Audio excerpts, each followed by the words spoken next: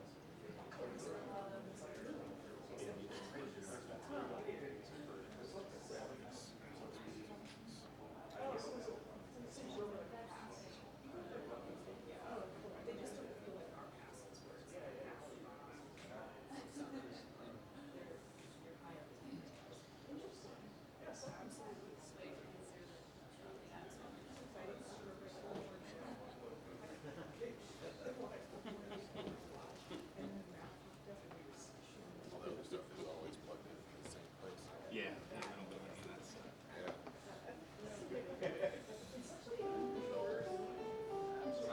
Hold on. Oh, that's nice. I'm running it through the.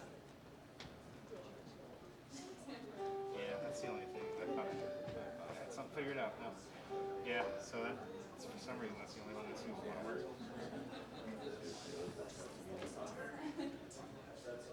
Okay. Caleb, test it again. Let's see if.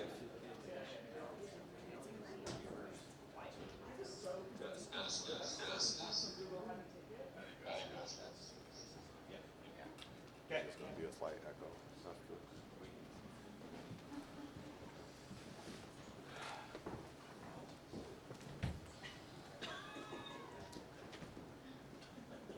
You sure?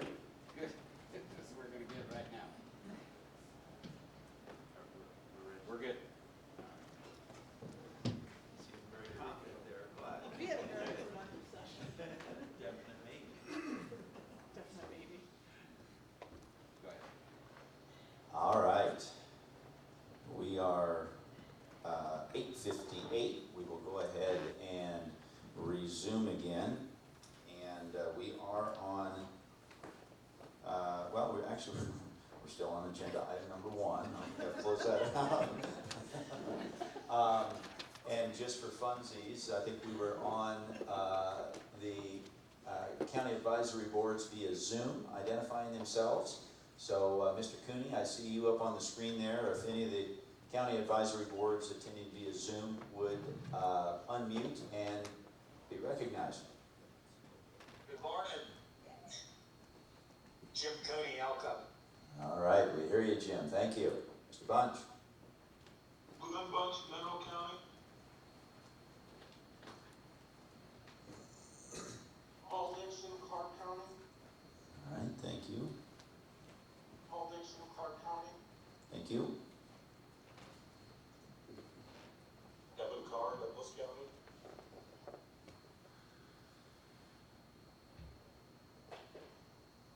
All right, that appears to be it for county advisory boards. Thank you for that. We will close out agenda item number 1, and we'll move on now then to agenda item number 2, and this is public comment period. This is informational. Public comment will be limited to 3 minutes. No action can be taken by the commission at this time. Any item requiring commission action may be scheduled on a future commission agenda. Persons making comments are asked to begin by stating their name for the record. So with that, is there any public comment here in Tonopah today? All right, seeing no public comment here in Tonopah, how about any public comment via Zoom? All right, seeing no public comment via Zoom, we will close out agenda item number 2, and we will move on now to agenda item number 3, and this is election of officers. This is an action item. In accordance with Commission Policy 1, the Commission will elect a chairperson and a vice chair. So, with that, any discussions, nominations on a chair and vice chair? Yes, Commissioner Bourne. Yes, I would like to nominate Commissioner Young as the next chair of the Board of Wildlife Commissioners.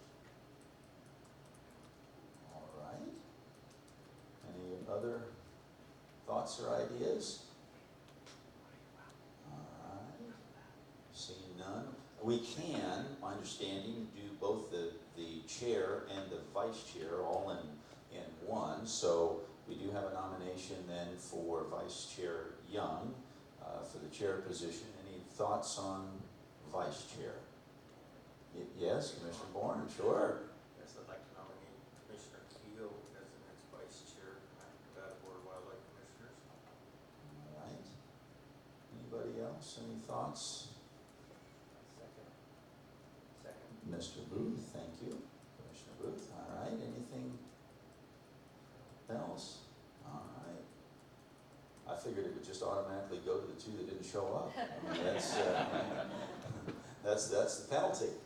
All right, so this is an action item, so let's go ahead and send this out for any public comment. So any public comment then here in Tonopah on the election of officers? All right, seeing no public comment, how about here locally, how about any public comment via Zoom? All right, seeing no public comment via Zoom, I'll bring it back to the commission for any further thoughts, nominations, or entertaining a motion. Yes, Commissioner Bourne. Yes, I'd like to make a motion on agenda item 3, election of officers, for Commissioner Young as the chair of the Nevada Board of Wildlife Commissioners, Commissioner Keel as the vice chair of the Nevada Board of Wildlife Commissioners. All right, so we do have a motion from Commissioner Bourne. We have a second from Commissioner Messna. All those in favor with aye? Aye. Any opposed?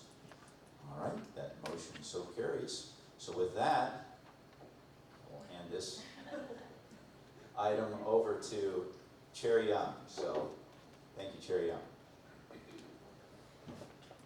Yes. Thank you, Chair Rogers, or former Chair Rogers, I should say.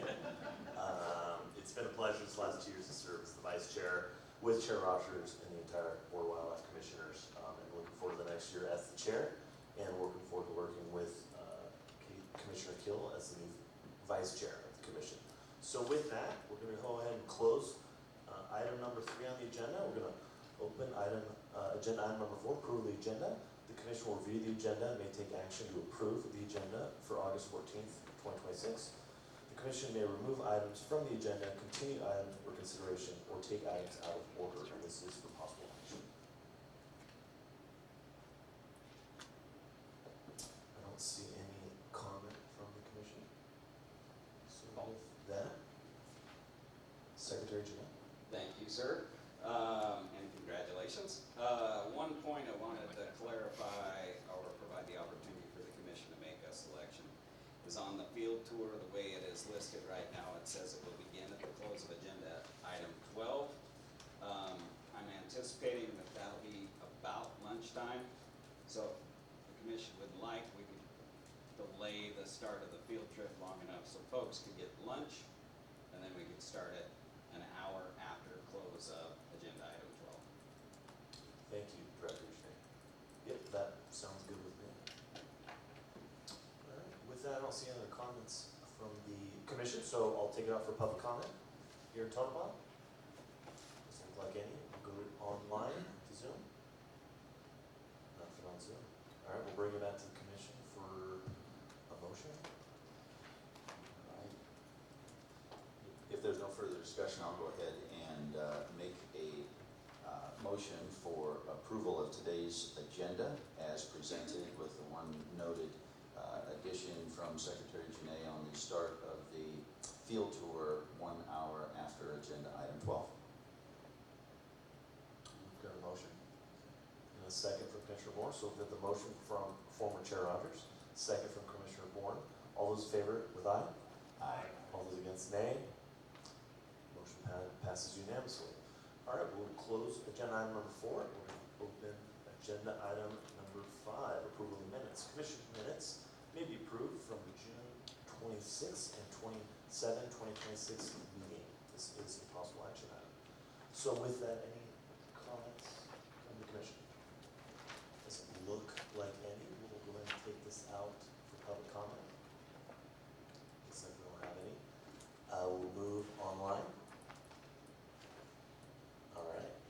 bring it back to the commission on agenda item number 5, approval of the minutes. Commissioner Kill, Vice Chair Kill. Yeah, thank you, Chair Young. With that, I'll move to approve the minutes from the June 26th and 2027 meeting as presented. Second? All right, so we've got a motion from Vice Chair Kill. We've got a second from Commissioner Rogers. All those in favor, aye. Aye. All those against, nay. The motion passes unanimously for agenda item number 5. So we'll go ahead and close agenda item number 5 and open agenda item number 6, member items, announcements, and correspondence. Commissioners may present emergent items. No action may be taken by the commission. Any items requiring commission action may be scheduled on future commission agendas. The commission will review and may discuss correspondence sent or received by the commission since the last regular meeting and may provide copies for the exhibit file. Commissioners may provide hard copies of correspondence for the written record. Correspondence sent, received by Secretary Janae may also be discussed. With that, I will turn it over to Director Janae for the You bet. All of the correspondence we have forwarded to you. There is no new correspondence that you have not seen. We have not emailed you. Thank you, Director Janae. Anything else from the commission? Yes. Director Janae. The one thing is, if you're past correspondence, I do have a presentation I would like to do, present on the board when time is afforded. Thank you, Director Janae. That time would be now. All right, I'm gonna take advantage of this traveling mic. So generally, what we've got is our department's outstanding employee. It's a long-term recognition. It's called the Ted C. France Award. It was in honor of a fisheries biologist. I actually worked for him. He served 42 years in that position, the longest tenure employee of the agency. But anybody that knew and worked with him or knew his reputation, he was always the consummate professional, but he lived and died for this profession. There's many stories about him, and we can talk about him on the field trip. But it's an award that we present. It's a nomination by employees' peers to acknowledge their character and the way they approach the job and the accomplishments they've done. We are in a little bit of a lag, so this is the 2023 Ted C. France, and you'll see that there will be another one coming soon on the 2024. But the nomination, normally I try to keep this a little bit secret as to who it is as I read it, but I really can't do this in this case. So, because this individual came to us from his previous career with the federal government, and that pretty much gives it away right there. He serves in this community here in Tonopah. Michael West, I'll read a little bit of the nomination. Michael came to NDOW after a successful career with the federal government and has used that experience to bolster not only the biodiversity division, but NDOW as a whole. Every division has benefited from Michael's assistance over the last number of years, from leading career fairs in Tonopah to early morning lek counts, to coordinating and organizing backlog GIS data. As part-time fisheries, Michael leads multiple amphibian surveys in central Nevada, and he might as well be part-time habitat, as well as considering his heavy involvement in tech review program and constant coordination with contractors, consultants, project proponents at BLM. Within biodiversity, Michael has been an important source on continuity with staffing turnover at all levels of the division and has taken on a mentorship role. From Lathrop interns to the director's office, Michael's opinions are sought out and valued because he always gives a thoughtful and informative response. No matter the position you have in NDOW or any partner organization, when you ask Michael for help, the only response you'll get is just tell me when and where you want me to be. And with that, we'd like to acknowledge Michael West and give him the Ted C. France Award 2023. Thank you very much.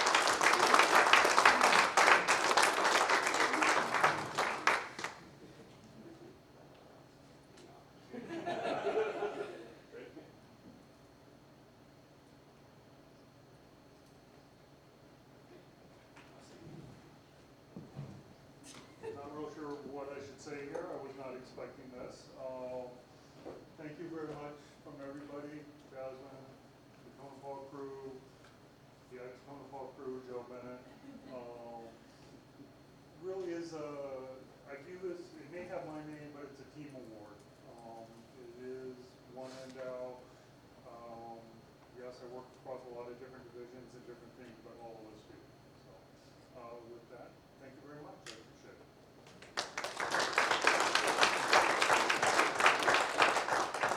And you'll understand more about why we all think so highly of him this afternoon on the field trip. And with that, Chair, I am done. Thank you, Director Janae, and congratulations on the 2023 Ted C. France Award, Mr. West, well deserved. And yeah, we are a little behind on the awards. With that, I'm going to close agenda item number 6. We're going to move on to agenda item number 7, County Advisory Boards and Manage Wildlife. Member items. CAB members may present emergent items. No action may be taken by the Commission. Any items requiring Commission action will be scheduled on a future agenda. This is informational. So with that, here in Tonopah, is there any CAB items? Does it look like any? We're going to go on the line. Paul Dixon, Clark. I just wanted to send a shout out to the Department of Wildlife for giving us Brian Hamilton, and he gave a presentation on Nevada's habitat to the people here down south, which really helped people understand the devastation that we're having with the loss of habitat and its impacts on mule deer and other things. So that's all I have for right now. Thank you. Thank you. No more? All right, we're going to bring back to the Commission on agenda item number 7. And with that, it's informational, so we will close agenda item number 7. We'll move to agenda item number 8, the reports. We'll start with 8A, the Division Activity Report. Secretary Janae, Division Administrator, the report will be provided on the highlights from the Nevada Department of Wildlife recent activities. With that, I will turn it over to Director Janae. Thank you, Chair. From the Director's Office, most of you are aware that Mike Scott, Sean Espinoza, as well as Mike Cox and Carl Lackey recently retired. In trying to backfill those positions, the Director's Office has held interviews and has now selected Travis Hawks at the end of the table as the new Deputy Director. Travis comes from our Fisheries Division. He's had over 20 years with the agency. We look forward to seeing his mark in the Director's Office, but also on the agency. He's very much about relationships, and I think that's one of the things you'll see as you deal with him. The other individual that we selected for Game Division Administrator was Cody McKee, the Elk and Moose Staff Specialist. So that individual couldn't make this weekend. That was the one condition of hire. He said, I can't make the commission meeting. So we gave him one pass. But Cody's got a long-term experience, been within the Game Division for quite some time. Look forward to seeing his mark on that division. Additionally, out of the Director's Office, there's been a lot going on because we're just so many things. We want to take the opportunity to call out the 2027 Mule Deer Summit in Ely, Nevada that was hosted on July 23rd through the 25th. Approximately 115 people attended that event. It started on Thursday evening with a social, and then Friday there were 17 informative presentations, followed by panel discussions from some of the West's most notable mule deer and habitat experts. The follow-up tour on Saturday discussed mule deer movements, along with habitat restoration and water development projects in Cave Valley. The success of this summit would not have been possible without our dedicated NDOW staff. As you know, Emily, Amanda, Sean Espinoza, many others that I'm not naming, but our staff really leaned in on made that happen. Also would not have occurred without our sponsors, and I'm going to take that opportunity to call them out. Meadow Valley Unlimited, Meadow Valley Wildlife Unlimited, Muley Fanatics, Sierra Front Nevada Chapter, Track Tag, Mule Deer Foundation, Nevada Muleys, Nevada Bighorns, and Wildlife Habitat in Nevada. All brought funds and helped that success. And so the hope is every 2 years, on the off legislature years, we'll be hosting Mule Deer Summits across the state. We did release a survey. We have not yet pulled those survey results to here, but everything that I heard, word of mouth, was positive feedback. So with that, the director's office will stand for any questions, or we will pass to data and technology. Thank you, Director Janae. Any comments on that? Vice Chair Keel. Yeah, thank you, Sherry. Yeah, I would just like to reiterate the success of that Mule Deer Summit is really impressive. The amount of the public that came in and were engaged, all the speakers were really fantastic. It's a lot of information, but I think it's certainly worth, trying to put that on every 2 years. There was multiple CAB members, like I say, a lot of the public, really good discussions throughout the day and on the field tour, so thank you guys for it. Former Chair Rogers. Yes, thank you. No, I just wanted to echo that. I did have an opportunity to participate in the Mule Deer Summit. I wanted to commend the department for putting that together, and glad to hear that that's something that's going to continue. I thought it was invaluable for Nevada and those that I talked to at the summit, for other states as well. I think saw the value in it. And I think even particularly as we move towards creating our mule deer management plan, those type of summits I think are invaluable. The idea sharing that goes along with that. And interesting to hear from other states that were there and some of the things that they're doing as far as their mule deer management plan. So anyway, so I appreciate you guys doing that and look forward to future meetings. Thank you, Commissioner Rogers. Commissioner Bohr. I too would like to echo Commissioner Keel and Commissioner Rogers' comments. I'm not going to reiterate them all. And I would especially like to thank Ann. That was a ton of work that you guys put on to get that over there, and we appreciate it. I would like to ask if maybe it would be possible in the future to get the CAB members' registrations paid possibly out of their annual budgets. I know it's a big ask for them to take off work on Fridays, travel some of them halfway across the state, and they have to pay $150 out of their own pocket. So if we could possibly get that done, that would be wonderful. Thank you. Thank you, Commissioner Bohr. Any other comments? All right, with that, I do have just 2 quick comments. One is that congratulations, Deputy Director Hawks, even though he's left the room. And new Chicane Chief Cody McKee, who is not here as well. Congratulations to 2 of them. Looking forward to working with you, and welcome to the front row. And also, I'd like to comment, and I won't repeat the other fellow commissioners, but I was at the Mule Deer Summit and really appreciate Director Janae, Cody Schroeder, Sean Espinoza was very influential on it as well, Deputy Director McAdoo, on putting that together. It was some of the foremost experts on mule deer. Very interesting presentation. I learned a lot in one day, and really appreciate the effort that goes into that, because I think it's very beneficial for at least myself and others, hearing from what other states are seeing, what other biologists are seeing, and all that. So with that, we will move on to Data and Technology Services. Mr. Maples, come on up.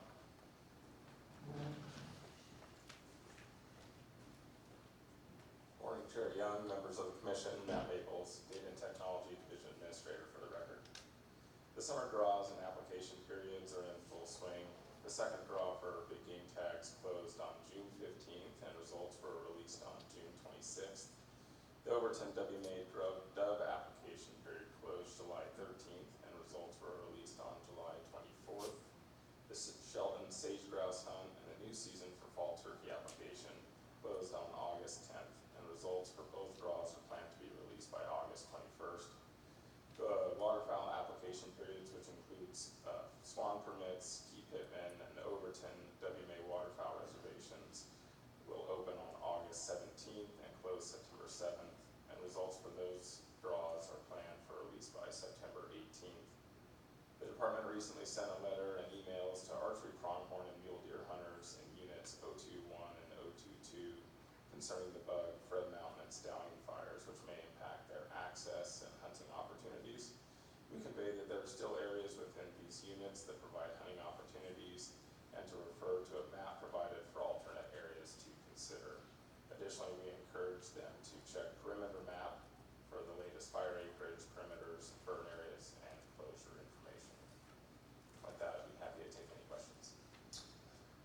Maples, with that, do you have any questions? Excuse me, I missed that. I'll ask the commission if you have any questions. Doesn't look like it. Okay, thank you. Thank you.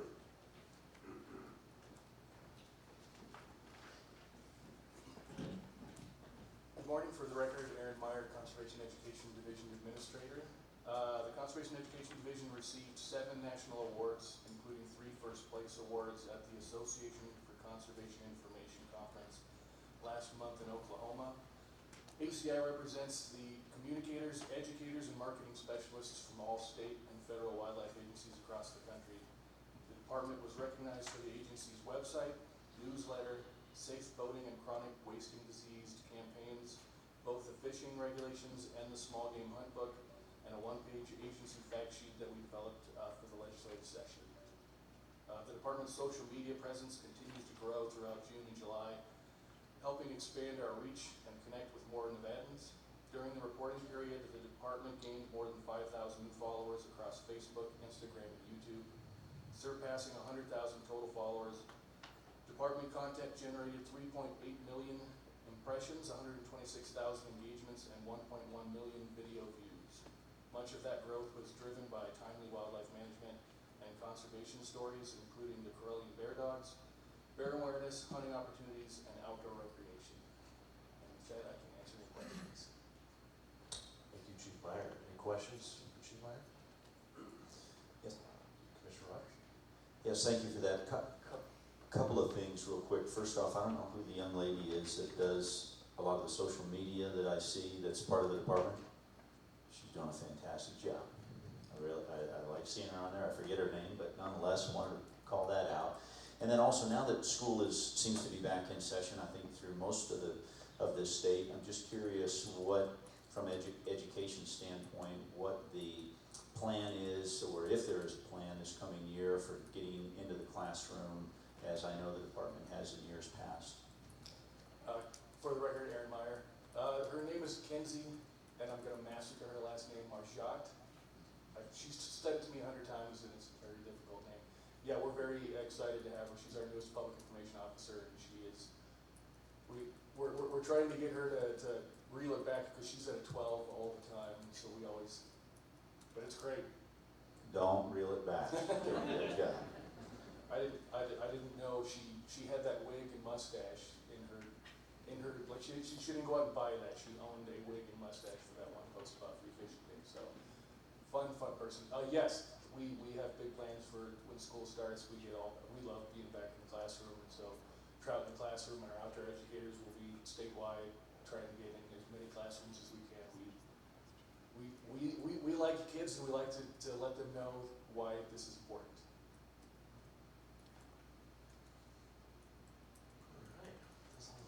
Any questions? Thank you for the presentation.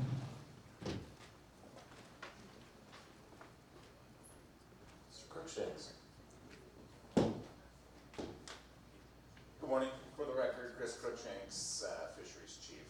I want to start off real quickly by saying congratulations to Commissioners Young and Commissioner Keel, and thank you to Commissioner Shane for your service.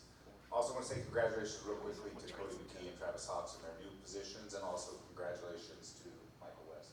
Very well deserved. From the Fisheries Division, we're pleased to announce that Kevin Netcher was recently selected to fill our vacant staff specialist position at Reno headquarters. Kevin will serve as the state program lead for all sport fish species in Nevada. Most recently, Kevin has served as the statewide aquatic invasive species coordinator for the past 5 years. Please join me in congratulating Kevin on this new endeavor. Additionally, in mid-July, the single largest one-week stream eradication project in department history was completed on the newly acquired Disaster Peak property near McDermott. Over the course of 4 days, more than 65 personnel chemically treated more than 55 miles of 5 interconnected streams in the 146,000-acre McDermott Creek drainage in Nevada and Oregon. A total of 76 gallons of rotenone were used amongst 115 drip stations and 23 spray crews to accomplish this effort. Along with nearly the entire Fisheries Division, a huge thank you goes out to participants from the Habitat and Game Divisions, Oregon Department of Fish and Wildlife, Western Rivers Conservancy, TJ Livestock, U.S. Fish and Wildlife Service, U.S. Forest Service, BLM, Nevada Division of Environmental Protection, Summit Lake Paiute Tribe, Oregon Desert Land Trust, and many volunteers. This project is anticipated to facilitate the future reintroduction of Lawton cutthroat trout in the single largest metapopulation within native range of the species in Nevada. And with that, I stand for questions. All right, thank you, Chief Crookshanks. Any questions from the commission? Commissioner Rogers.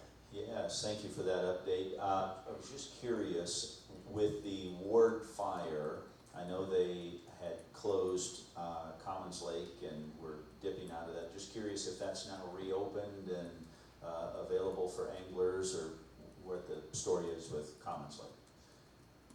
Thanks for the question, Chris Crookshanks, Fisheries Chief. If it hasn't reopened yet, I know it will be momentarily.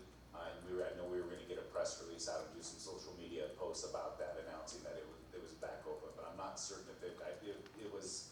If it hasn't been done yet, it'll be done really, really soon. All right, any other questions? Vice Chair Keel. Yeah, thank you, Chair, and thank you, Chief Crookshanks. As far as timing on the reintroduction of the McDermott Creek drainage, is that like this fall, or is it a spring? When you guys just explain the process on that, I'm just curious. Absolutely, that's a great question, Commissioner Kill. What we're doing, and we've sort of pivoted on the way we do our stream eradications now. We did this massive 1-week project in that drainage. We're going to wait a year and essentially replicate the entire process again next year. So we're going to do 2 consecutive years of treatments to ensure that in case we missed any fish, to hopefully get them the second year. After that, we'll probably spend a year monitoring.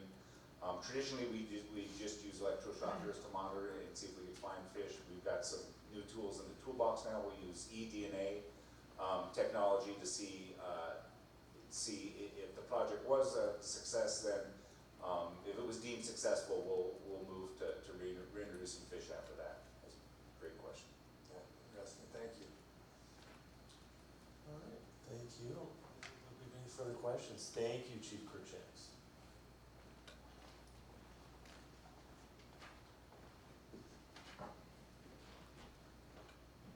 Good morning, members of the Commission. Jasmine Clymer, Biodiversity Division Administrator, for the record.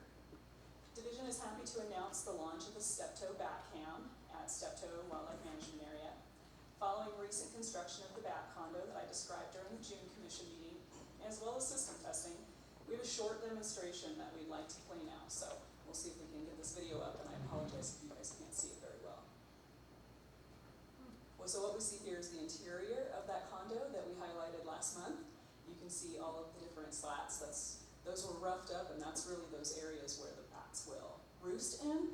We have not seen much in the way of activity yet, which is not surprising considering the timing of construction for that site, and we'll just be monitoring, see what kind of usage we get. The live feed will provide a unique opportunity for the public to observe one of Nevada's maternity roost colonies of little brown bats. We're currently working with the Con Ed Division to get the live stream on the department's website, which we anticipate later this year, excuse me, after we do some more troubleshooting with this. The division's also making significant changes to staffing. Longtime Western Region biodiversity biologist Jenny Jeffers retired on July 10th after 25 years of dedicated service with the department.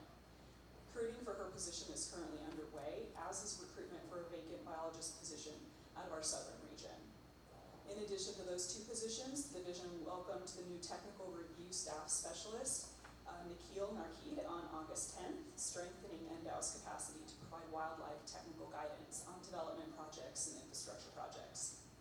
The division also welcomed Sagebrush Ecosystem Technical Team staff specialist Kristen Fertella to the team on August 6th to further support that technical guidance program. And with that, I'm happy to answer any questions I can. Thank you, Chief Clymer. Any questions? Doesn't look like it. Appreciate it. All right, next up, who's pinch hitting for Chief McKee? Stuck with me. No, we love to see some more Joe Bennett. Thank you, Mr. Bennett. Good morning, Chairman Young, members of the Commission, Joe Bennett, Predator Staff Specialist for the record.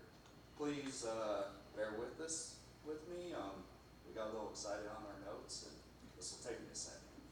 So Staff Specialist Schroeder has compiled a draft outline for a mule deer plan that is being circulated for internal review and edits. Key contents of the draft outline include survey and modeling, harvest management, habitat conditions and management, predator management, and connectivity. The department will present an update on the progress at the November meeting. Also, the Game Division has attended multiple meetings with the Sheldon National Wildlife Refuge on aligning mountain lion, bobcat, coyote, and mourning/Eurasian collared dove seasons. Under the Administrative Act governing the refuge, an environmental assessment under the National Environmental Policy Act and a compatibility determination must be completed before any additional hunting opportunities can be approved. A follow-up to that, I know we mentioned that scope of work is expected to be completed soon. I was able to talk to the refuge manager up at Sheldon this week, and that scope of work has been completed. We expect to have a draft EA by September 15th, so hopefully by next spring, summer, we're having a different conversation, have some opportunities up there on the refuge, National Refuge. Department staff, in conjunction with many of our partners and folks at the table above us here, including the Fraternity of Desert Bighorn, WIN, NBU, WSF, Bagara, Go Hunt, and U.S. Fish and Wildlife Service, completed a Bighorn translocation from the Muddy Mountains to China Mountain and the Tobin Range. In total, 39 sheep were translocated with 5 rams, 32 ewes, and 2 lambs, with no mortality either in camp or on the mountain.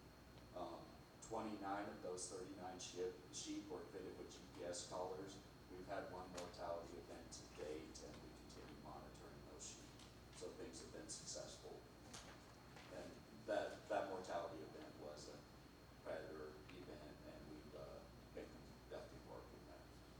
So, and then staff completed elk captures in support of the ongoing seasonal elk mortality syndrome, or SEMS investigation, completed in partnership with the USGS, CRU, and UNR. 30 elk were captured from 4 different project areas during the week of June 22nd. Biological samples critical to understanding this issue were increased by 50%, and costs were decreased by about 30% compared to last year. And it's my understanding that a lot of those efficiencies were realized by deploying collars in the fall, so then when elk scatter around birthing time or parturition time, they were able to find those routes easier.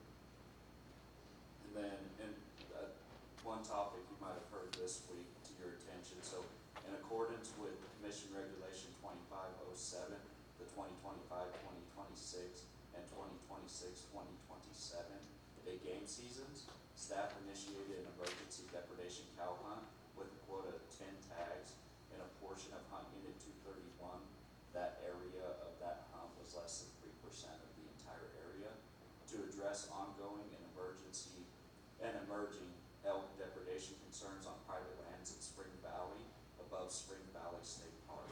The hunt runs from August 1st to August 15th and is limited to 2 miles east and west of the Spring Valley Road, from Spring Valley State Park to the Parsnip Road. Elk concentrations in the hunt boundary, particularly along the agricultural corridor, appear to be exacerbated by prolonged drought and the nearby Parsnip Peak and Dry Canyon wildfires that may have temporarily shifted movement patterns. Staff coordinated with agency personnel, Nevada State Parks, and affected parties to create a sensible hunt structure intended to provide some relief from elk depredation issues. And with that, I'll take any questions. Thank you, Mr. Bennett. Any questions for Mr. Bennett from the commission? Commissioner Rogers?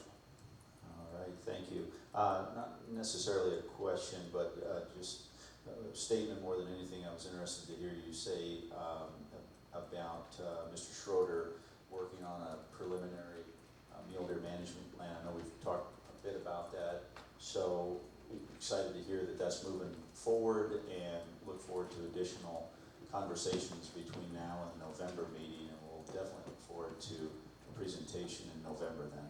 Thank you. Thank you, Commissioner Rogers. Any other questions for Mr. Bennett? If not, I've actually got a question, and I don't know if this as to the 231 elk hunt, when was that decided and how were those tags distributed? Yeah, so Chairman Young, I unfortunately knew this was gonna come up because it was a hot topic item both on social media and within members of the public. So those tags were distributed, so it was an alternate list from the 231 rifle cow elk hunt. So the next folks in line were given a call and given the opportunity to either accept that hunt. So it was very randomized with that regard. And then the hunt structure, there was a lot of complaints, obviously, from folks leasing those lands and the ranchers. So that hunt was, my understanding, initiated about a week before the archery season. Like, it all came to fruition very quickly. Thank you, Mr. Bennett. Any further? All right. Appreciate it. Thank you.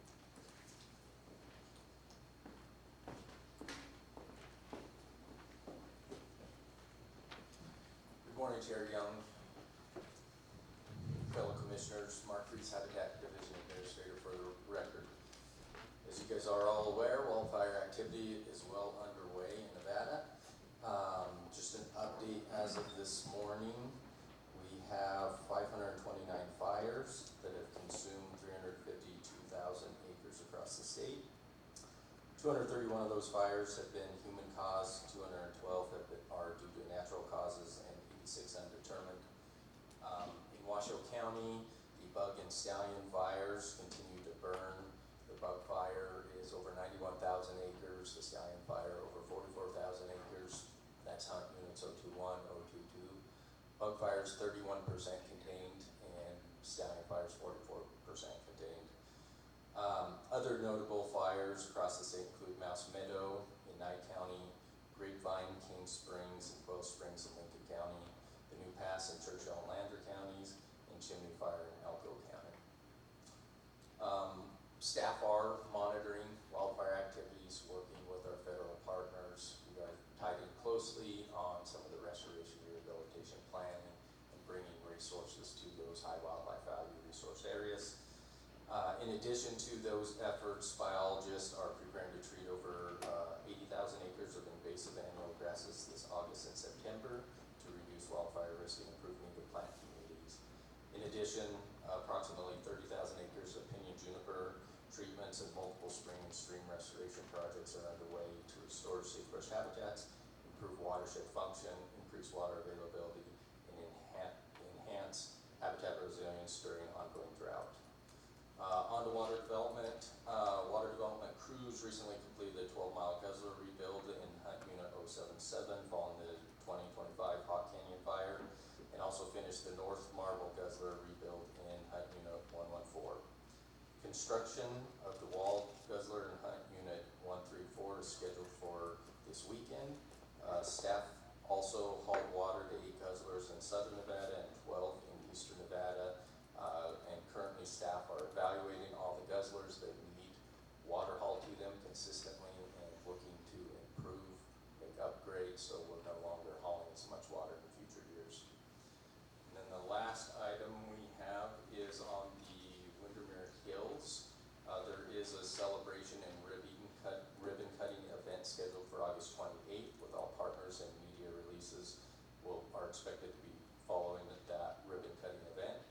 Staff and partners are working with OnX Maps, Nevada Division of State Lands, and others to ensure maps are updated and the public is aware of the access opportunity in the Windermere Hills. With that, I'll stand for any questions.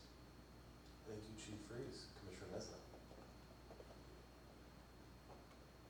Thank you, Chair Young. Mr. Freeze, thank you. Very informative. Quick question, do any of these fires that we're having across the state, are any of these fires in areas that are spurring emergency hunt discussions? Mark Freeze, Habitat Division Administrator for the record. I would have to defer to Game and Dash Divisions Administrators. I think we are monitoring those closely and we'll have those discussions. Some of these are actively burning, and so we don't know what the final outcomes are, but I believe the department is monitoring those and we'll have those conversations if needed. Thank you.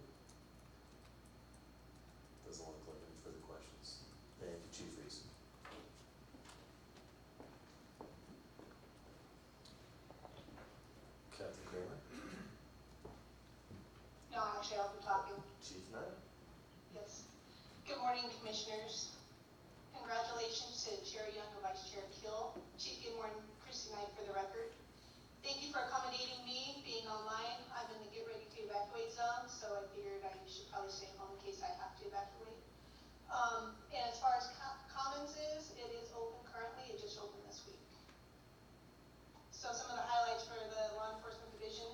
Over the 4th of July weekend, Game Wardens participated in Operation Drywater, a nationally coordinated effort focused on removing impaired operators from Nevada's waterways. Throughout the holiday period, Wardens tested 28 vessel operators and made 3 OUI arrests. Wardens also investigated multiple vessel-related incidents, including hit-and-run accidents, a boat fire with minor injuries that is now suspected to have been intentionally set up for insurance purposes, and numerous fireworks shows that required coordinated waterway closures. Warrants completed a significant wildlife investigation in the rural area that began with the unlawful killing of a single antelope. Through extensive field work, a subsequent arrest and search warrant, the case expanded to reveal 7 unlawfully taken deer and antelope. The individual and family involved were intentionally living off the grid and poaching wildlife for meat. This case reflects a substantial investigative effort and highlights an ongoing commitment to protecting Nevada's wildlife resources. And then I'll go on to the trespass update. NDOW wished to update the Commission on hunter trespass. As you recall, the Commission heard 3 recommendations from Mr. Pete Morai regarding hunter trespass. Number 1 was 12 demerit points. NDOW confirmed the Commission could increase trespass penalties to 12 points from the existing 9 points if desired. 2-year revocation. NDOW noted current regulation already allows up to a 3-year revocation for 12-point violations, so a 2-year period is allowable and would result in a loss of bonus points. Number 3, guide license revocation. Current guidelines allow revocations for guide-related trespass but do not specify duration. The Commission can consider this option with the upcoming CDR 530 guide regulation revision at the September meeting. The draft regulation language will also include principle of a crime provisions to address stronger penalties for master guides when sub-guides commit violation. NDOW also noted that property damage violations can be issued alongside trespass when damage is attributable to their trespass. And with that, I'll stand for any questions. Thank you, Chief Knight. Any questions from the Commission? Vice Chair Keel. Yeah, thank you, Chair Young, and good luck, Chief Knight. Hopefully you don't have to evacuate today. Looking through the other support material that you guys provided on the division activity, you guys are extremely busy, so just wanted to acknowledge that. And then also, you talked about the additional support material that you guys are generating as far as trespass Did you issues. see something after extremely busy? What'd you say? You cut out. Oh, sorry.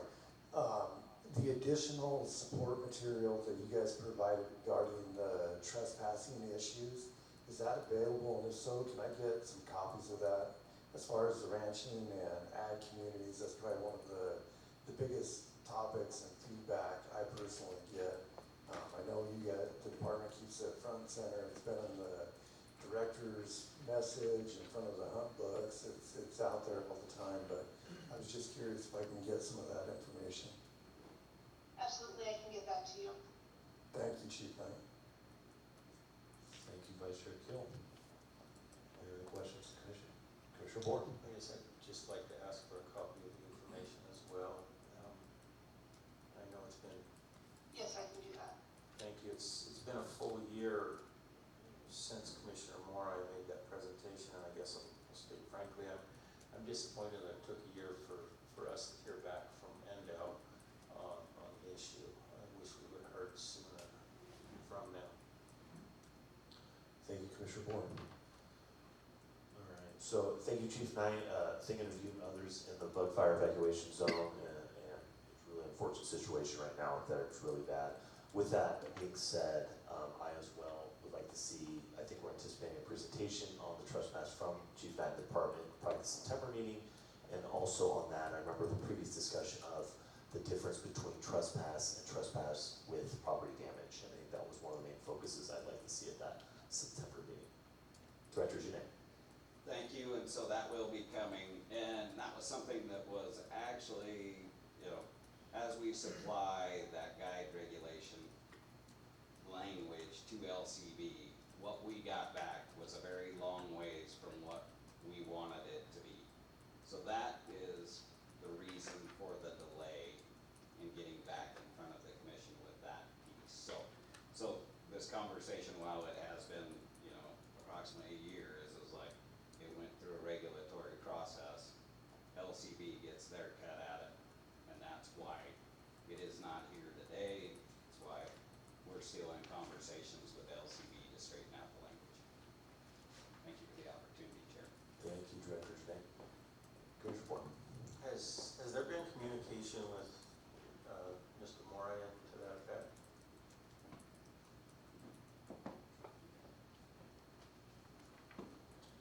For the record, Deputy Director Kayla McAdoo, I've been speaking to the Morai family on a variety of topics and have conveyed to Pete's brother Sam that, you know, we were intending to refresh this conversation, and, you know, I've been waiting for some of that information to come.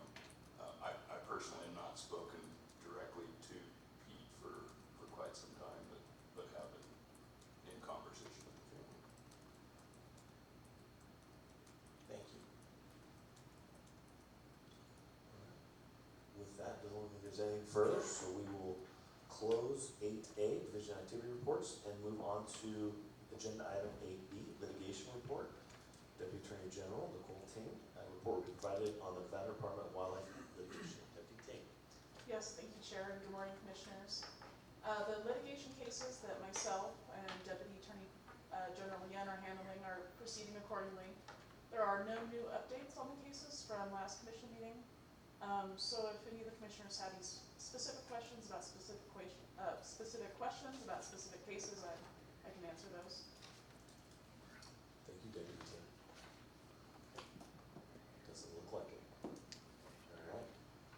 With that, appreciate it, Deputy Ting, and we will close 8A, 8B, and open agenda item 8C, Administrative Procedures, Regulations, and Policy Committee Report. Committee Chairman Booth report will be provided on the recent APRP Committee meeting. Commissioner Booth.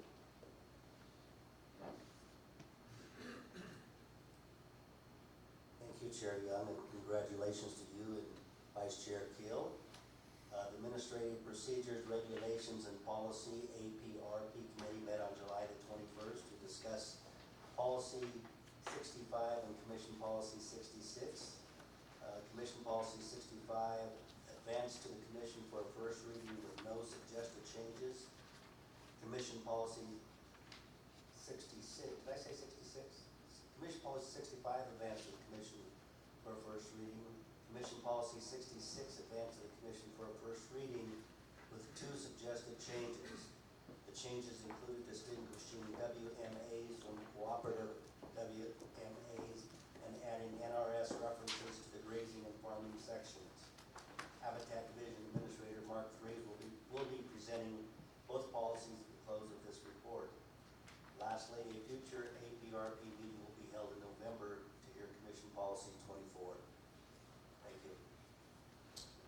Thank you, Mr. Booth. All right. Any other comment from other committee members? Commissioner Rogers, a little delayed there. Thank you for that. No, and I just before we closed out agenda item number 8 in general, one comment I had for the department, specific to the division activity report, we just received as a commission that yesterday, and a lot of information given today and not a whole ton of questions. And I think that, in my opinion, speaking for me, as a result of a lot of information in a short period of time. So I'm asking the commission, or excuse me, the department as we move forward, I think this was the case at the last meeting as well, but I'm asking the department as we move forward to make sure we get that division activity report in a timely manner to allow the commission enough time to really review that and formulate some good questions around that activity report. Thank you, Commissioner Rogers. All right, doesn't want to think anything else, so with that, we're gonna close agenda item 8. We're gonna open agenda item 9, first reading commission policies. 9A, this is for possible action. Commission policy 65, designation of wildlife management areas, Habitat Division Administrator Mark Freeze. The commission will have the first reading of commission policy 65 and may take action to revise the policy and move it to its second reading. Chief Freeze, take away. Good morning, Chair Young, members of the commission, Mark Freeze, Habitat Division Administrator for the record. Thank you, Commissioner Booth, for the APRP summary. Basically, policy 65 is the designation of wildlife management areas. We recently acquired Windermere Hills, comprising over 23,000 acres, and are in the process of requesting that the commission adopt regulations as agreed to with the private landowner that would allow the department to enforce such regulations. The purpose of the access easement is to provide public with recreational use and access opportunities. In order to adopt the regulations, the commission should designate Windermere Hills as a cooperative wildlife management area in policy 65. A few additional updates to commission policy 65 include modifying the name of Carson Lake Wildlife Management Area and also adopting the appropriate NRS references. And thanks to this body, I've got further edits. We also need to update the chairman to Chair Young. Thank you, Chief Freeze. That is the most important edit. All right. Any questions on agenda item 9A? Vice Chair Gill? Yeah, Chief Freeze, this is probably a really stupid question, but is the month, day, year indented at the top section in blue? Is that just a placeholder? That is correct. Okay, okay, thank you. Thank you, Vice Chair Gill. Doesn't look like anything else, and so this is Commissioner Bourne. Yes, looking through this, I was just curious why Sorry, why Lock Station is not mentioned anywhere in the WMAs. Mark Freeze, Habitat Division Administrator for the record. Locks is not a wildlife management area, but on the next agenda item, Commission Policy 66, you will find it's defined as a conservation land. Okay, you might want to go into your GIS map and change it because it's listed in there as a WMA. So that's the only place I can find it anywhere, so, yeah, thank you. Thank you, Commissioner Bourne. Anything else from the commission? Doesn't look like it, so we'll go ahead and take this out for public comment. This is an action item.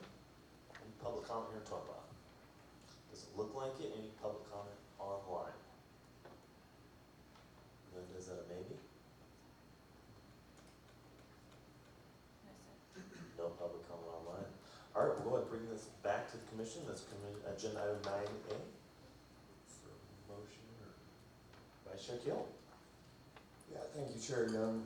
With that, I'll move to advance commission policy number 65 to a second reading. Second. All right, we've got a motion from Vice Chair Gill. We've got a second from Commissioner Rogers. All those in favor? Aye. All those against? Motion passes unanimously. With, again, just for the record, we have Commissioner Cavilla and Commissioner Walter absent the entire meeting.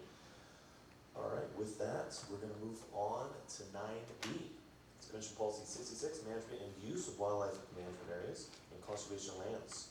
The Commission will have the first reading of Commission Policy 66. You may take action to revise the policy and move it to a second reading. Chief Freeze. Good morning, Mark Freeze, Habitat Division Administrator for the record. The APRP committee met. They had two suggestions. Those suggestions included distinguishing WMAs from cooperative WMAs, which was done in this updated draft. They also included asked for NRS references applicable to the farming and grazing sections. Those were added as well. The department's primary edits included distinguishing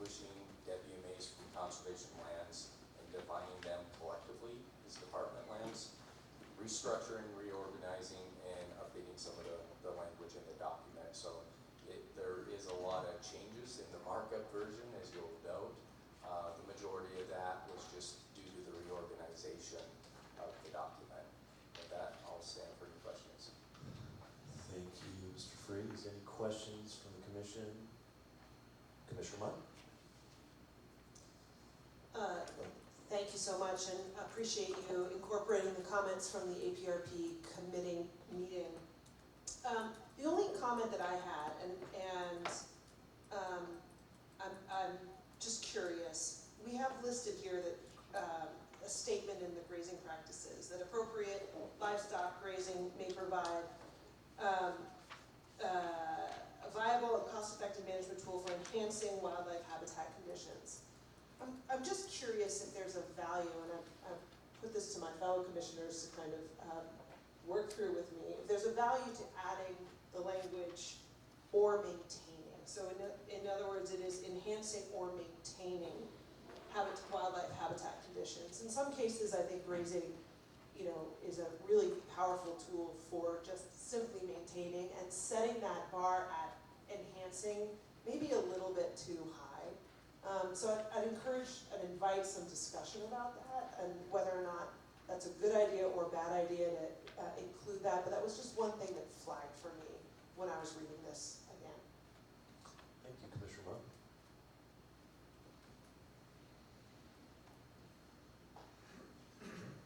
Comment? I mean, I'll jump in. I would agree with that. I think adding the or, so after enhancing, you do management tool for enhancing or maintaining wildlife habitat conditions. That's my suggestion. I'm curious what Mr. Freeze, Chief Freeze. Chief Freeze thinks about that. Good morning, Mark Freeze, Habitat Division Administrator. For the record, I think the department's happy to adopt that change.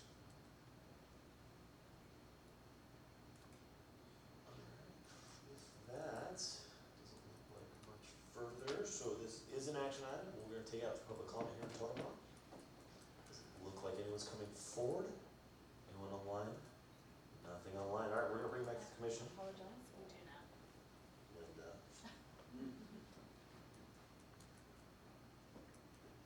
For the record, Paul Dixon, Clark County. Sorry for being a little slow there, Chair. The Clark County Advisory Board and public wondered whether or not we should be referencing NAC 504-135 in this policy, which describes the use, possession of non-toxic ammunition is required at all state-run WMAs. Since this is kind of an overall management use of WMAs policy, we thought having the non-toxic reference in there was a good idea. Thank you. Thank you, Mr. Dixon. All right, we'll bring it back to the commission.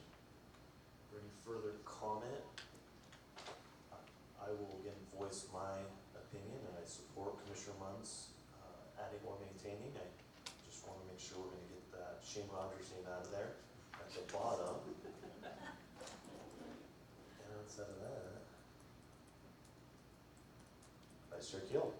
Yeah, thank you, Chair Young. With that, I also agree with the note change that Commissioner Munn had, so I'll go ahead and move to advance Commission Policy number 66 towards the second reading with that note change in the grazing practices by adding or maintaining after enhancing wildlife. After enhancing specifically. Thank you, Vice Chair Keel. We've got a motion from Vice Chair Keel. We've got a second from Commissioner Medina. All those in favor say aye. Aye. All those against nay. Motion passes unanimously. Thank you, Mr. Freeze. All right, we're going to close agenda item 9. We're going to move on to agenda item 10. Do we want to take a break? Yep, we're going to take a break, Captain Kramer. Give it 1 second online. I apologize. We'll take about a 10-minute break. It's 10:01 currently, so but let's say around 10:10. We'll come back. Thank you.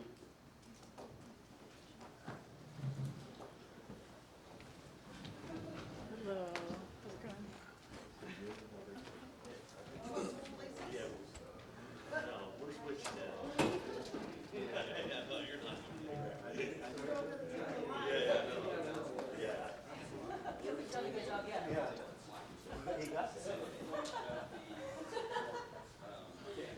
Gentlemen, How are you today? Good, how are you doing? Thanks for being here. No problem. Anytime.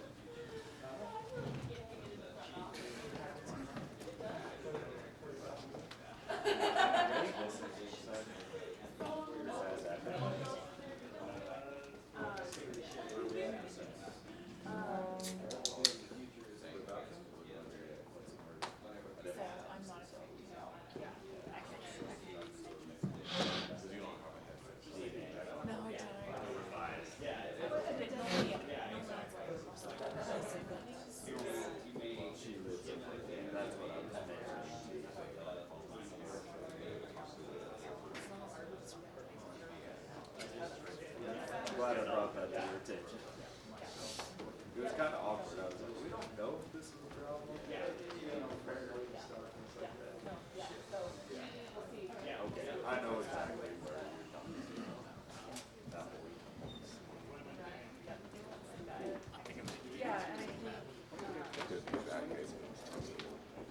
It didn't work on mine either. The machine registered a headphones out, but it didn't register the thing.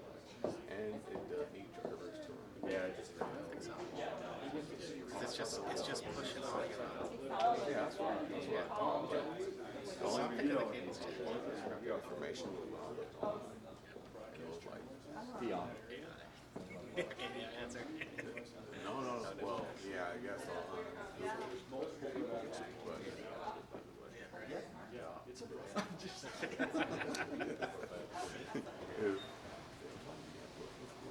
I heard you were in the haunted room.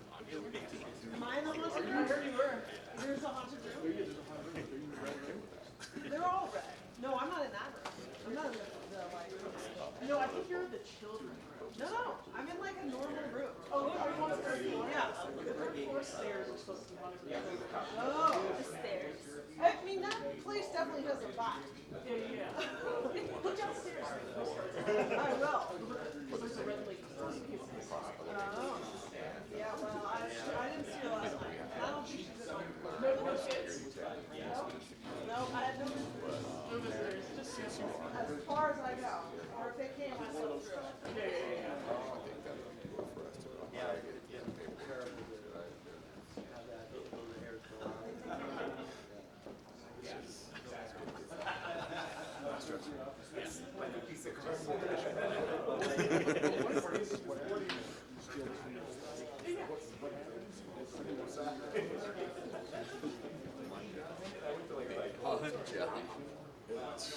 So what was the issue? Was the microphone right? Did you try down with Either yeah. that cord failed, We did. or that the machine just stopped receiving. There's only 87 inputs in the back of that board. Yes.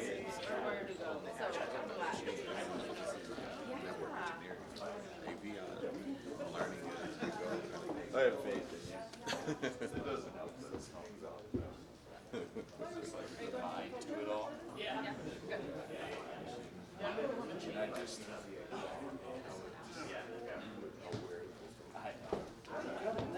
Oh, Alan. well, see, Okay. I can gather so much, you know.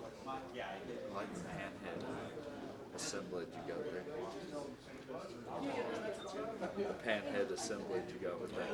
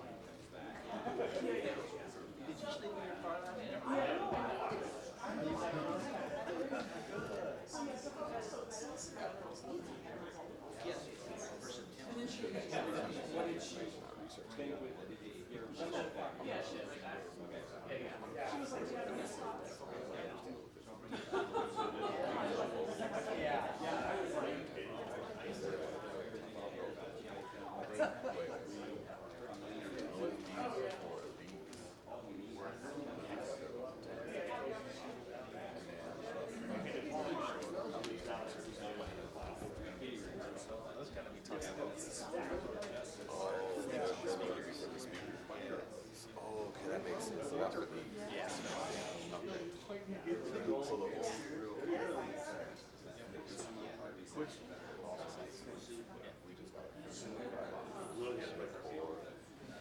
I almost bet it's. I know it's like it's fucking nuts, especially like we get the sheep show, we get the breeder tractors going, and like there's just like this column of stuff, man, like so centralized. That band.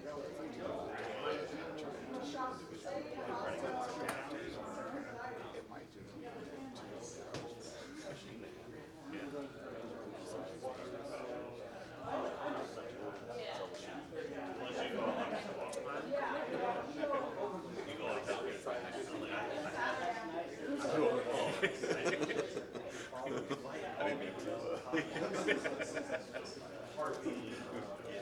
I mean, like we could like take with new animals. Yeah, and it's special. Yeah.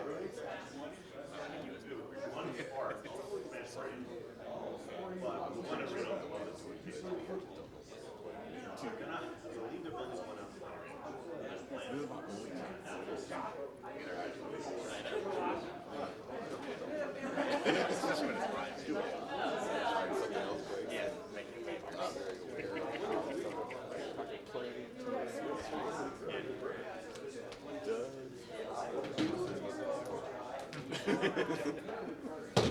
What do you think?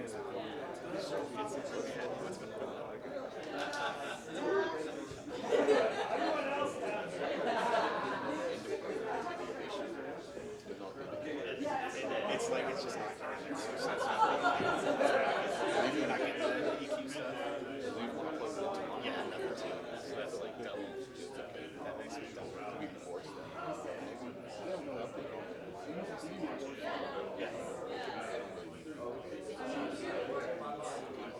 Yeah, even that. There may be firmware updates for this thing. Well, Eric did do this actually. Eric did a big firmware update towards the end before he left to sell. But is the latest one? Is there more since then? Is that a bad one? Sick. He was playing with iPad for a while, like weeks. Assuming he did something.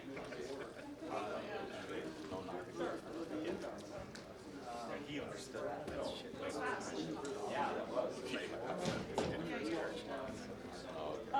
So for the future, are we gonna just meet here at the hotel? Yeah. Let's talk.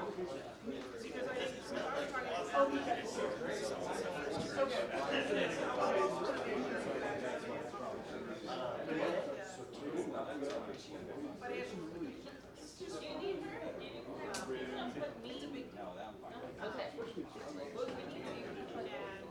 But come back here though. Yeah, yeah, and we'll announce that. After, at the end. Jake showed me that.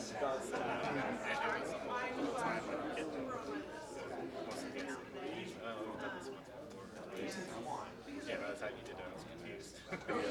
It's like, well, I'm gonna have to do this. It's working. It's working. It's working. Yep. It's not working right. It's working. I'm thinking it might just be that cable. I think we need a cable. Oh, really? Yeah. I'm thinking it might be. Because the fact is it didn't work on either of them. We're not getting EQ, so it's just not getting there. Yeah. So it's pretty much either the cable or the ports. Pretty much. I've never had this. Best laid plans. But probably the cable because it's been around for years. Good to know. Unplugged and coiled and uncoiled. No worries, I was kind of I'm like that.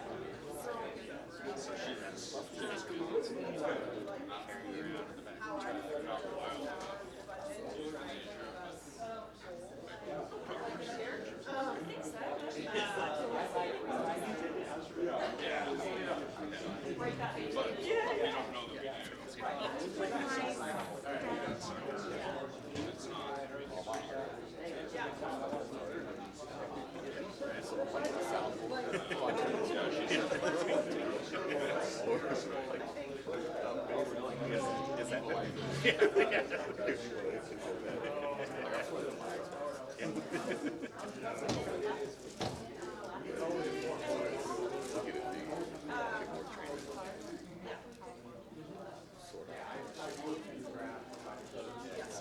tried to set up we did a FaceTime.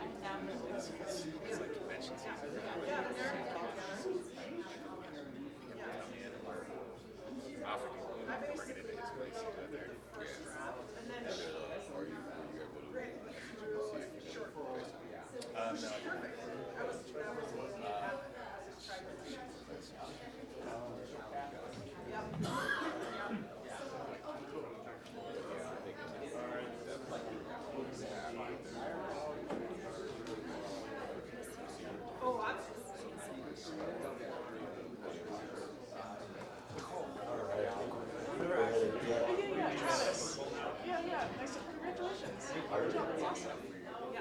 Alright, I think we're going to get started here. Everybody take their seats again.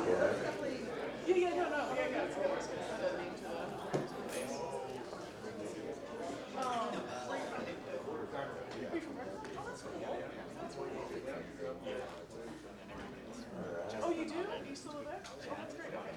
So you just commuted into person? Oh, Reno.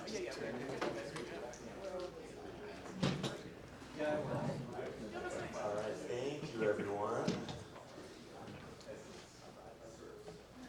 So it looks like we've got everyone back in the room and we're moving on to agenda item 10.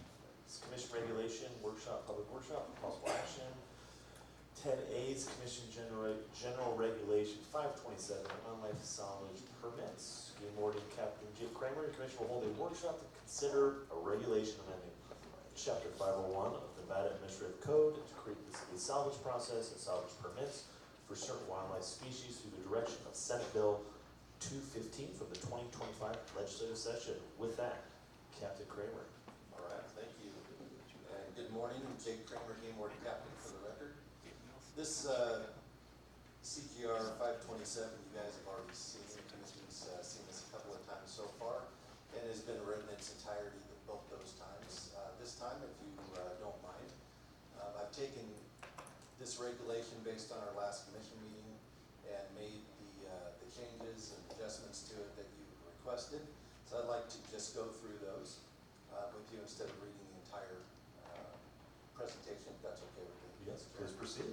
In addition, though, there are some additional changes from the copy that you got for this commission meeting today that we made to this, so we'll be requesting or recommending some changes on the floor as well. So with that, we'll go ahead and begin.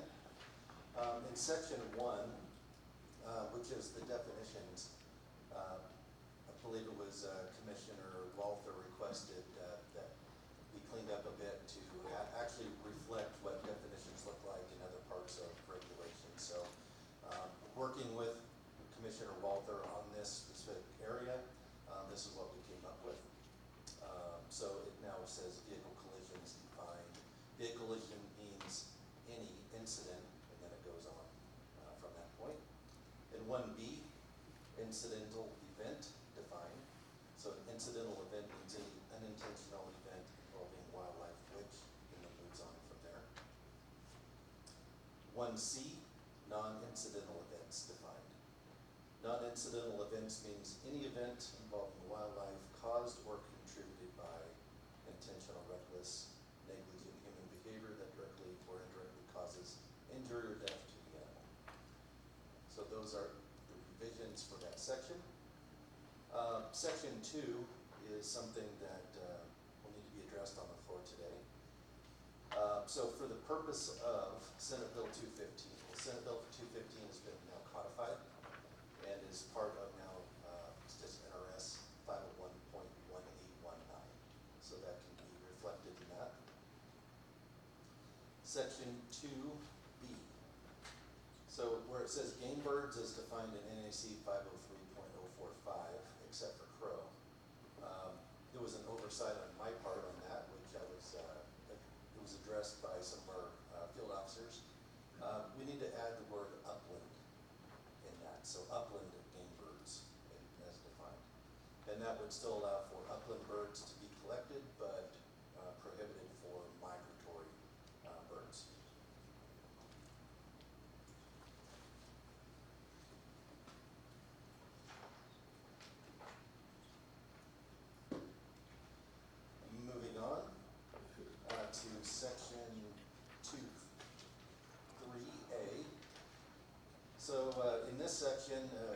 talks about the two different angles of photographs, and one of the commissioners had a concern on, I believe it was if you have a flip phone, or if you don't have a smartphone, how are you going to have metadata? So we added in a section in here on allowing coordinates as locations as well. So it now reads a minimum of 2 photographs from a minimum of 2 different angles of the entire salvage animal, including the head. The photograph must contain location metadata information or coordinates of the location of the salvage location. Moving on to section 4. At the request of the commission, we changed it from 48 hours to 2 business days, and that allows for an individual to comply with the regulation and to include weekends and holidays. So it's actually just, we still have 2 full days based on business time. Moving down to section 5, or 7, correction. So in section 7, we did clean this up quite a bit. You have the version that was given to you, and I didn't change that because this is what was presented to you. However, floor change that we were requesting for consideration would be the following. And what we did on this one was to add a developed area, and this was a concern for the, I think it was Commissioner Messina, concerning private property, easements, things like that from roadways where you disregard, throw away entrails and parts not collected at the site. If you don't have a 200-foot buffer as required in this section, what would you do with it if you couldn't take it? And so we addressed this by,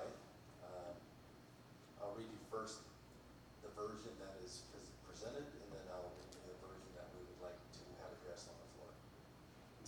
First, it says must be removed in its entirety from the site of collection. That's been removed. Now it says may be cleaned, field dressed, or quartered at the site of collection, provided that all unsalvaged parts of the animal be removed a minimum of 200 feet from a roadway, easement, or developed area. The newer updates that we would like to see moving forward would be, it's on the screen right there in the green. I know you can't see that, but I will read it to you. May be cleaned, field dressed, or quartered at the site of collection, provided all unsalvaged parts be removed at least 200 feet from roadways, easements, or developed areas, and be in compliance with private property and trespass laws. And the last change that we are requesting is going to be section 10, where it again refers to Senate Bill 215, which has now been codified, should read pursuant to NRS 501.1819. And with that, what questions do you have? Thank you, Captain Kramer. We got any questions on Commission Regulation 527 for Captain Kramer?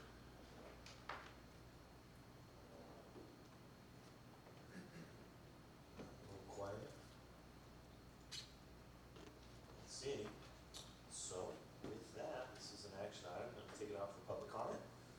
Here in Tonopah? Doesn't look like anyone's coming forward. Going to move online. Senator Titus. Well, thank you folks for all the hard work you're doing this. Hopefully you can hear me. I'm obviously in the car, but not driving. I appreciate your understanding of what I'm trying to get done. I think we've reached a good agreement, and looking forward to seeing this in action and see if anybody uses it. And if we need to fix it later, then after it's been put into function, we can do that. So thank you. Thank you, Senator Titus.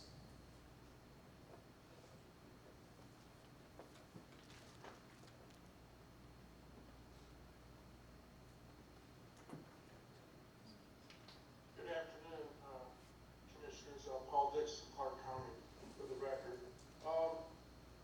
Although I understand the reasoning behind having a salvage permit and looking at things, a couple of the areas that I'd like to discuss, because Nevada is a very rural state.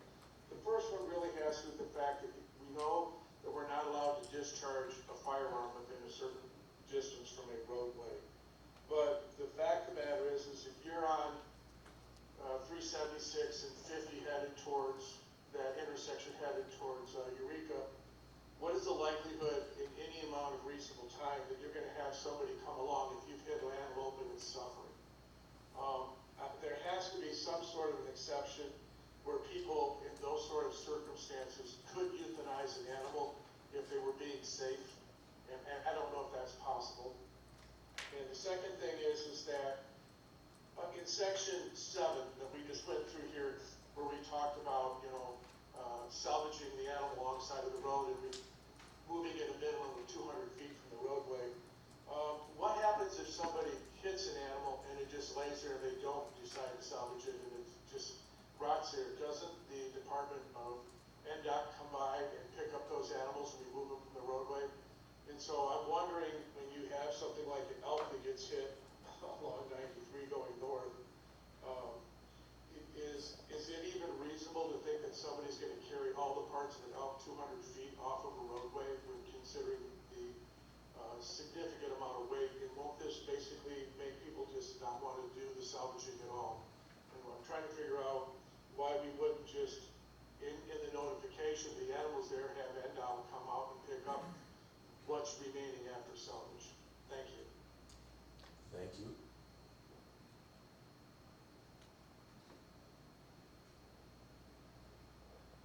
Nothing further. All right, we're gonna bring it back to the commission. Further thoughts? Commissioner Rogers is moving slow. Is it that microphone? Yes, now that I'm no longer chair, I'm a little slower. Mr. Dixon did bring up a couple of interesting points. I'd be curious maybe to hear from Count Kramer on, certainly that notion of euthanizing an animal. And anyway, any thoughts on that at all? Yeah, Jay Kramer, Game Warden Captain for the record. I know we've discussed this at a previous commission as well. As far as the discharging a firearm, if the commission's willing to entertain other variants of euthanization besides discharging a firearm, that might be very reasonable, as long as it's in a humane way. But the discharging a firearm directly conflicts with other laws that we have within our code, which is built around safety for the public. Cannot discharge a gun from a roadway on or over. And if we had that built into this, for one, it would be in direct conflict with our own laws. So I understand what he's saying. I understand the concept of very rural areas, but if there's another alternative for euthanization that's humane, maybe the commission would like to look at that. Thank you. All right. Doesn't look like any further comments.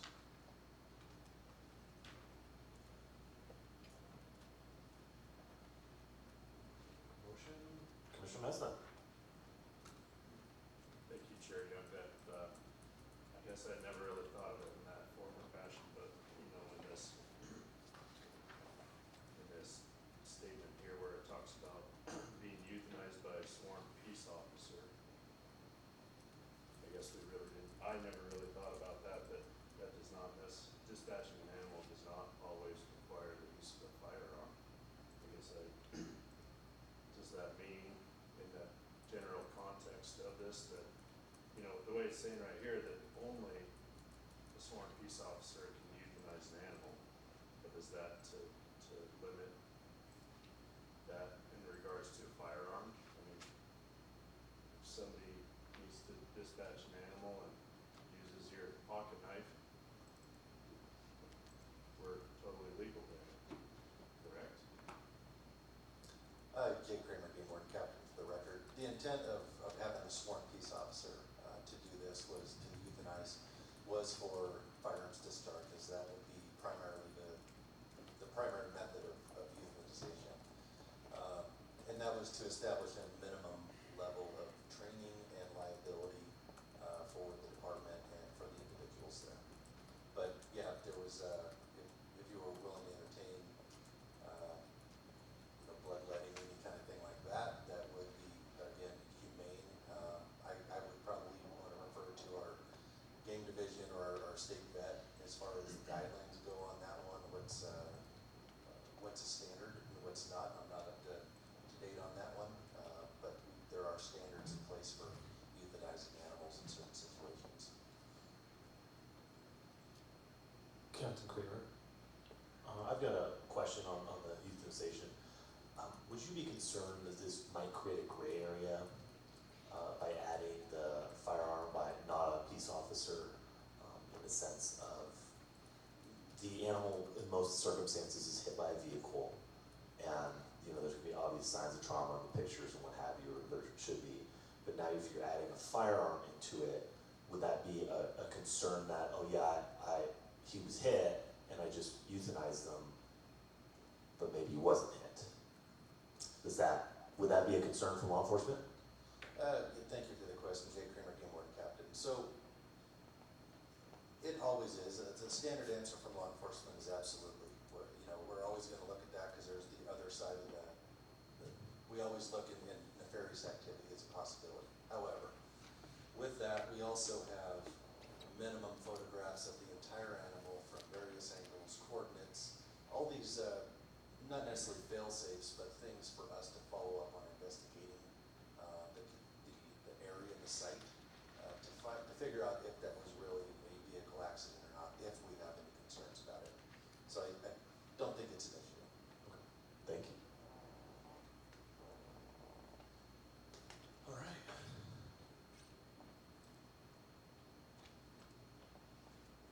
Vice Chair King. Sure, thank you, Chair Young. And with that, I'll move to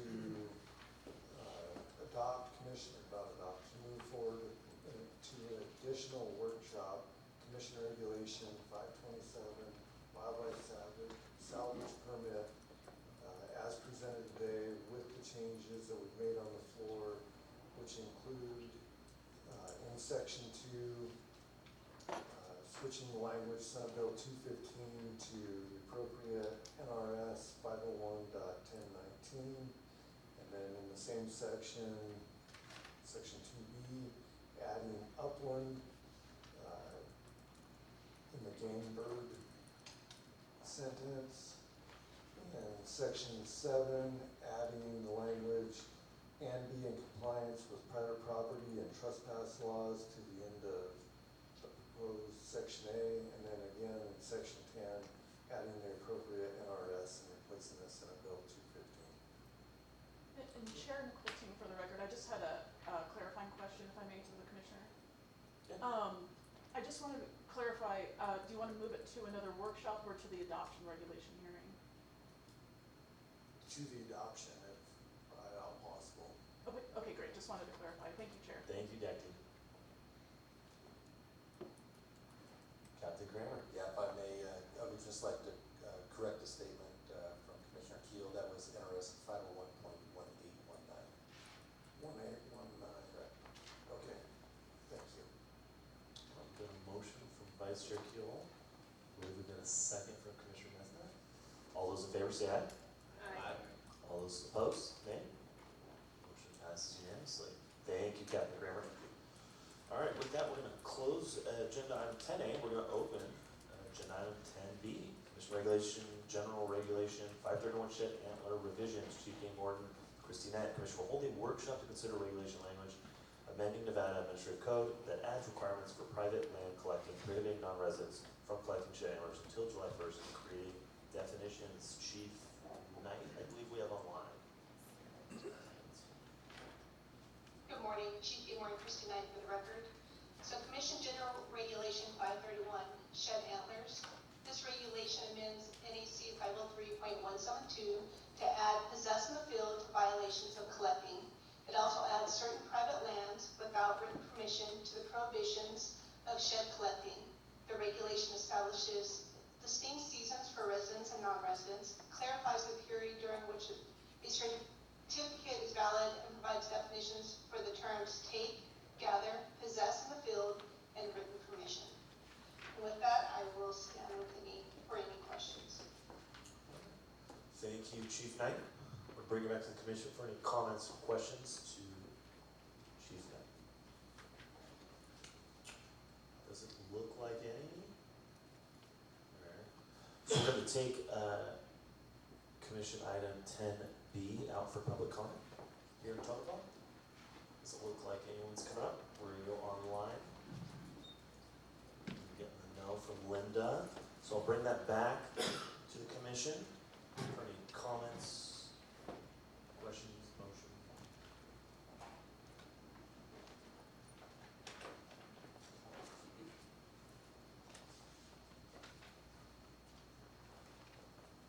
Vice Chair Keel. Yeah, thank you, Commissioner, or Chair Young. I guess if there's no further discussion, I'll move Commission General Regulation 531, shed antlers, towards the adoption.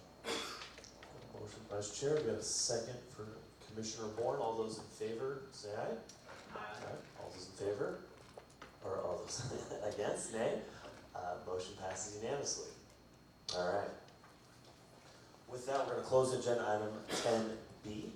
We're going to move on to agenda item 11, presentation on mule deer collaring, study, and habitat restoration projects in Central Nevada. Biologist Hunter Burkett. A presentation will be provided in advance of the scheduled field tour. Provide an overview of the mule deer collaring, study, and habitat restoration projects in Central Nevada. This is informational. Mr. Burkett. Director If I may, Chair, Of course. I understand that the commission has a very tough time viewing the screen from that location, so if you'd like, we can take a second, allow the commission to reposition out to the chairs in the audience and at least be able to see the screen and appreciate the presentation. Thank you, Director Janae. I think we're going to take you up on that.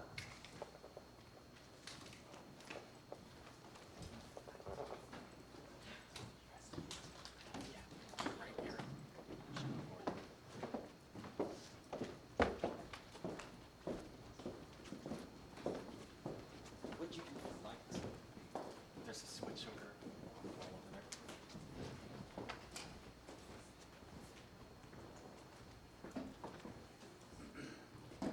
Should be the one all the way on the right.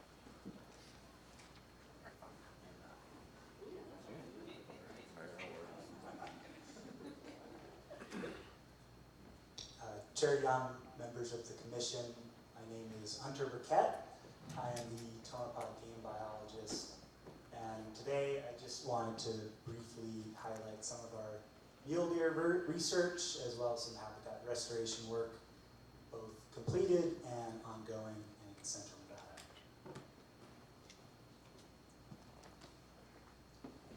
So first, I just wanted to broadly talk about some of the benefits of pinyon and juniper treatments.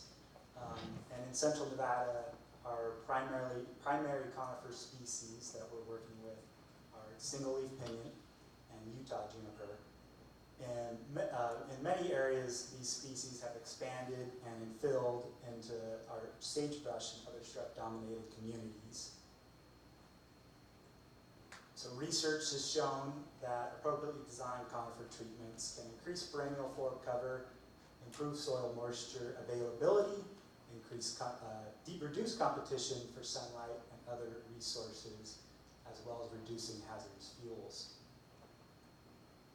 However, not every site should be treated in the same way. Elevation, slope, annual precipitation, existing tree cover, understory condition, and treatment objectives need to all be considered when determining what treatment is appropriate, as well as which method should be used.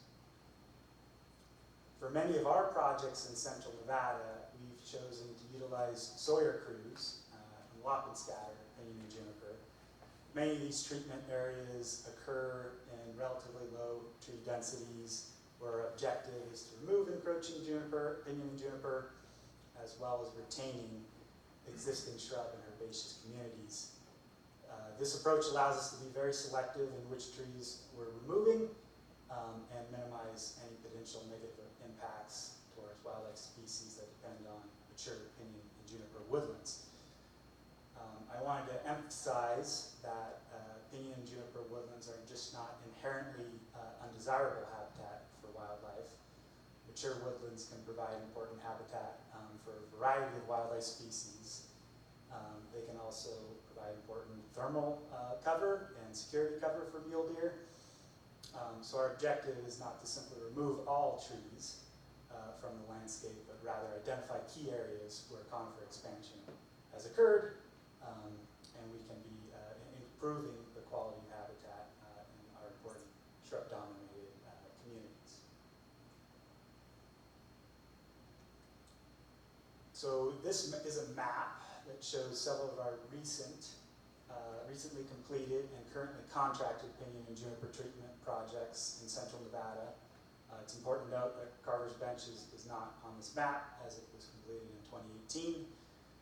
So from left to right, we have Indian Valley in yellow, our Monitor Valley treatments there in orange, and Little Fish Lake Valley treatments in green, and in the bottom right-hand corner of the map are Moray Bench treatments. And our Little Fish Lake Valley treatments have been a great example of the importance of partnerships as we've collaborated with the Mule Deer Foundation and Jackson Miller to help implement this project and add additional restoration capacity. So I wanted to take this opportunity to also talk about some of the research that I'm in the final stages of completing, and more importantly, how we've begun to utilize those results to better inform our habitat restoration practices. Mule deer, as we all know, exhibit strong site fidelity to seasonal ranges and migration routes. And because of that, understanding exactly where mule deer are spending their time and what habitat characteristics they're selecting is important in deciding where and when habitat restoration can provide the greatest benefit. So in 2023, we began a mule deer collaring project in Management Area 16, where we collared and captured 43 mule deer on winter range in hunt units 163 and 164. This work has become part of my master's research project through Texas A&M University. It was also identified by our Nye and Esmeralda Mule Deer Enhancement Program subcommittee as an important knowledge gap. One of the reasons for initiating this work was a great concern over the population performance of our Area 16 mule deer herd. My aerial surveys had detected historically low sample sizes and very low fawn to adult ratios, which is our metric to predict population trends. We observed 23 fawns per 100 adults in the spring of 2021 and 19 fawns per 100 adults in the spring of 2022. And for comparison, from 2001 through 2024, the average or the mean fawns per 100 adults was 29 for Area 16.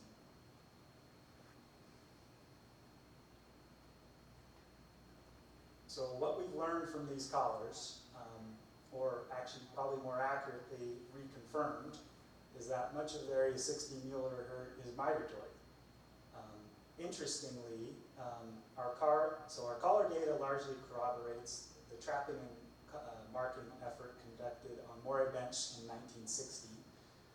So that kind of figure to our right, before we had appropriate GIS mapping abilities, shows the original trapping locations along with some subsequent observations of harvested and marked mule deer from that study. So with GPS collars in the figure to our left, we can a little bit better define these actual seasonal ranges and those migratory corridors at a much finer scale. So for the Area 16 mule deer, the winter range is primarily in that bottom right-hand corner of the map to the left,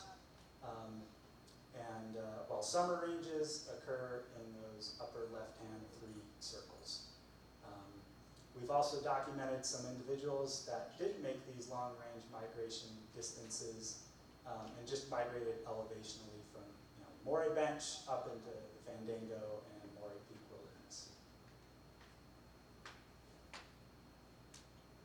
So beyond simply identifying where these deer migrate, we wanted to understand why they're selecting for particular areas on the landscape. By utilizing are GPS collars, and these remotely sensed habitat data sets. I modeled seasonal habitat selection for this population. I used what's called a random forest modeling framework, which allows us to examine complex relationships and nonlinear relationships between mule deer occurrence and then those landscape characteristics. And ultimately, I've been able to generate these predictive maps for both summer and winter range for our Area 16 mule deer herd. So on these maps, the brighter yellow areas are representing our locations with the highest predicted probability for mule deer to occur during that season. As the colors transition from yellow to red to purple, those predicted probabilities decrease. So while areas in white, those areas represent areas of low predicted occurrence, of probability of occurrence. So what this map gives us is not just exactly where collared mule deer occur, but it provides a tool for identifying areas across the broader landscape that have habitat characteristics similar to those areas that mule deer consistently selected.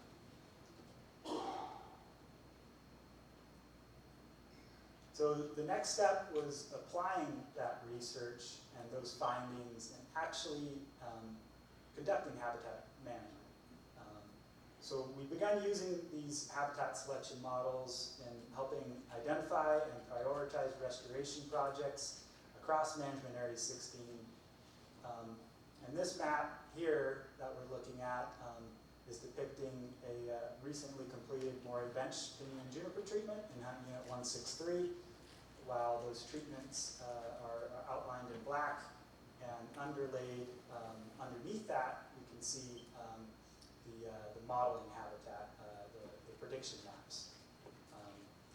So rather than identifying areas that have pinyon and juniper and treating them, this type of information allows it to be a lot more strategic in our approach and where treatments are placed on the landscape and help us prioritize areas that we are best informed from our collar data. And here are just a few images of that treatment and showing what that completed treatment looks like. Here we are on Moray Bench looking back towards Moray Peak and Fandango wildernesses. And this is key mule deer wintering habitat that we conducted this treatment in. And then again, that Moray Bench treatment was able to snag a few photos from the helicopter during the Bighorn Sheep survey. And this is just south of Hot Creek Canyon. And one final photo, just south of Hot Creek Canyon, and some of our treatment designs where we had a cut-all portion of the unit, but then we have leaf trees where we've just thinned 12 feet and below. And so I just briefly wanted to introduce our field tour stops, but hopefully leave most of that discussion when we're actually out there on the ground. So our first stop, hopefully, is Carter's Bench, where NDOW, in partnership with U.S. Forest Service, University of Nevada, Reno, conducted a mule deer collaring project, as well as a pinyon and juniper removal project, specifically designed to look at those effects and evaluate how mule deer respond to these habitat treatments on the winter range. So this project's approximately 2,600 acres, the treatment area, and that was treated just on the eastern side of the Toiyabe Range. We collared 36 adult females. We evaluated seasonal movements, habitat use, and mule deer response to the treated areas. As well as there was a vegetation component to the research where we monitored the effects and changes of these pinyon and juniper treatments.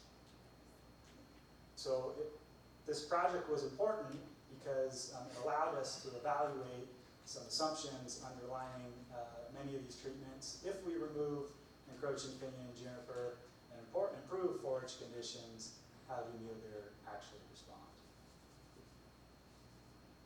And here are a few images of those captures in 2018 and 2019.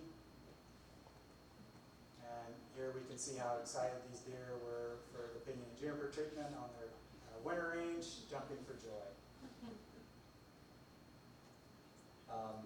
And here's a quick map of the treated areas with the wintering habitat underlay from that collar data that we collected. And our final field tour stop, we'll be taking a look at our Monitor Valley pinyon and juniper treatments. Assuming recent precipitation allows us to get there. So this is a 17,696 acre project that's currently under contract. There are Sawyer crews out there on the ground actively working. And there are several reasons why this project is particularly important. These treatment areas provide winter habitat for both mule deer and elk, and they're also adjacent to 12 active sage-grouse leks. And this treatment, from what I understand, collectively is MDOW's largest pinyon and juniper treatment to date. And this is just another zoomed in look at our northern treatment units, which extend from White Sage Canyon down to Black Rock Canyon. These areas generally have really low pinyon and juniper densities, but they overlap with area containing some of the greatest concentrations of sage-grouse leks in the Monitor Population Management Unit. They also provide wintering habitat for both mule deer and elk. And this map is our central units that we'll be taking a stop at. We'll be stopping at Pasco Canyon, but this treatment starts from Pasco Canyon all the way down to Corcoran Canyon, and we'll be able to see some recently treated areas.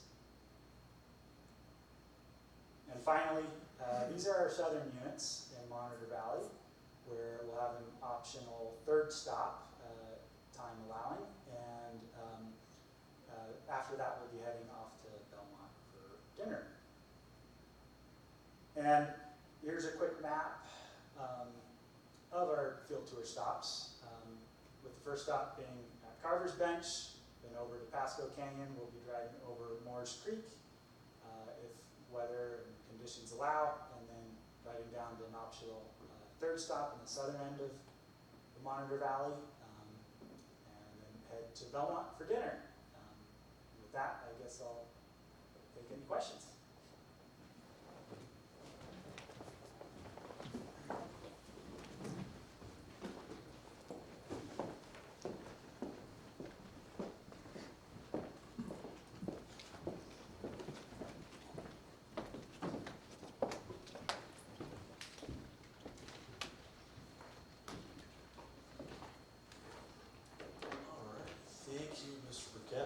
Presentation. Really looking forward to the field trip and dinner in Belmont tonight.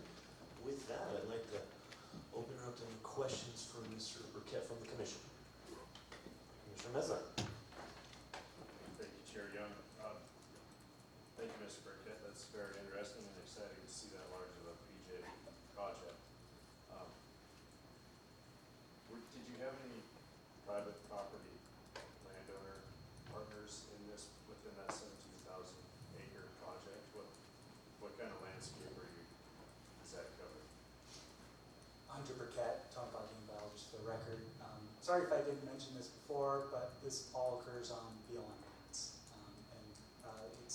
Monitor Valley is primarily mostly public land. So no, we did not have any private land partners within this particular project. One follow-up question. I don't remember which side of the valley it was, but you had a pretty distinctive property line boundary. Is that the edge of the wilderness or the forest boundary? Is that what that real distinctive line is?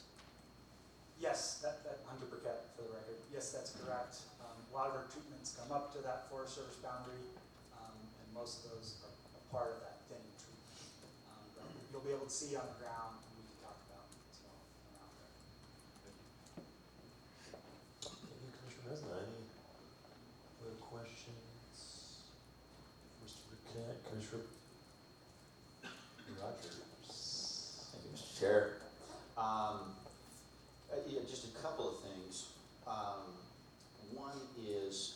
talked about the lop and scatter.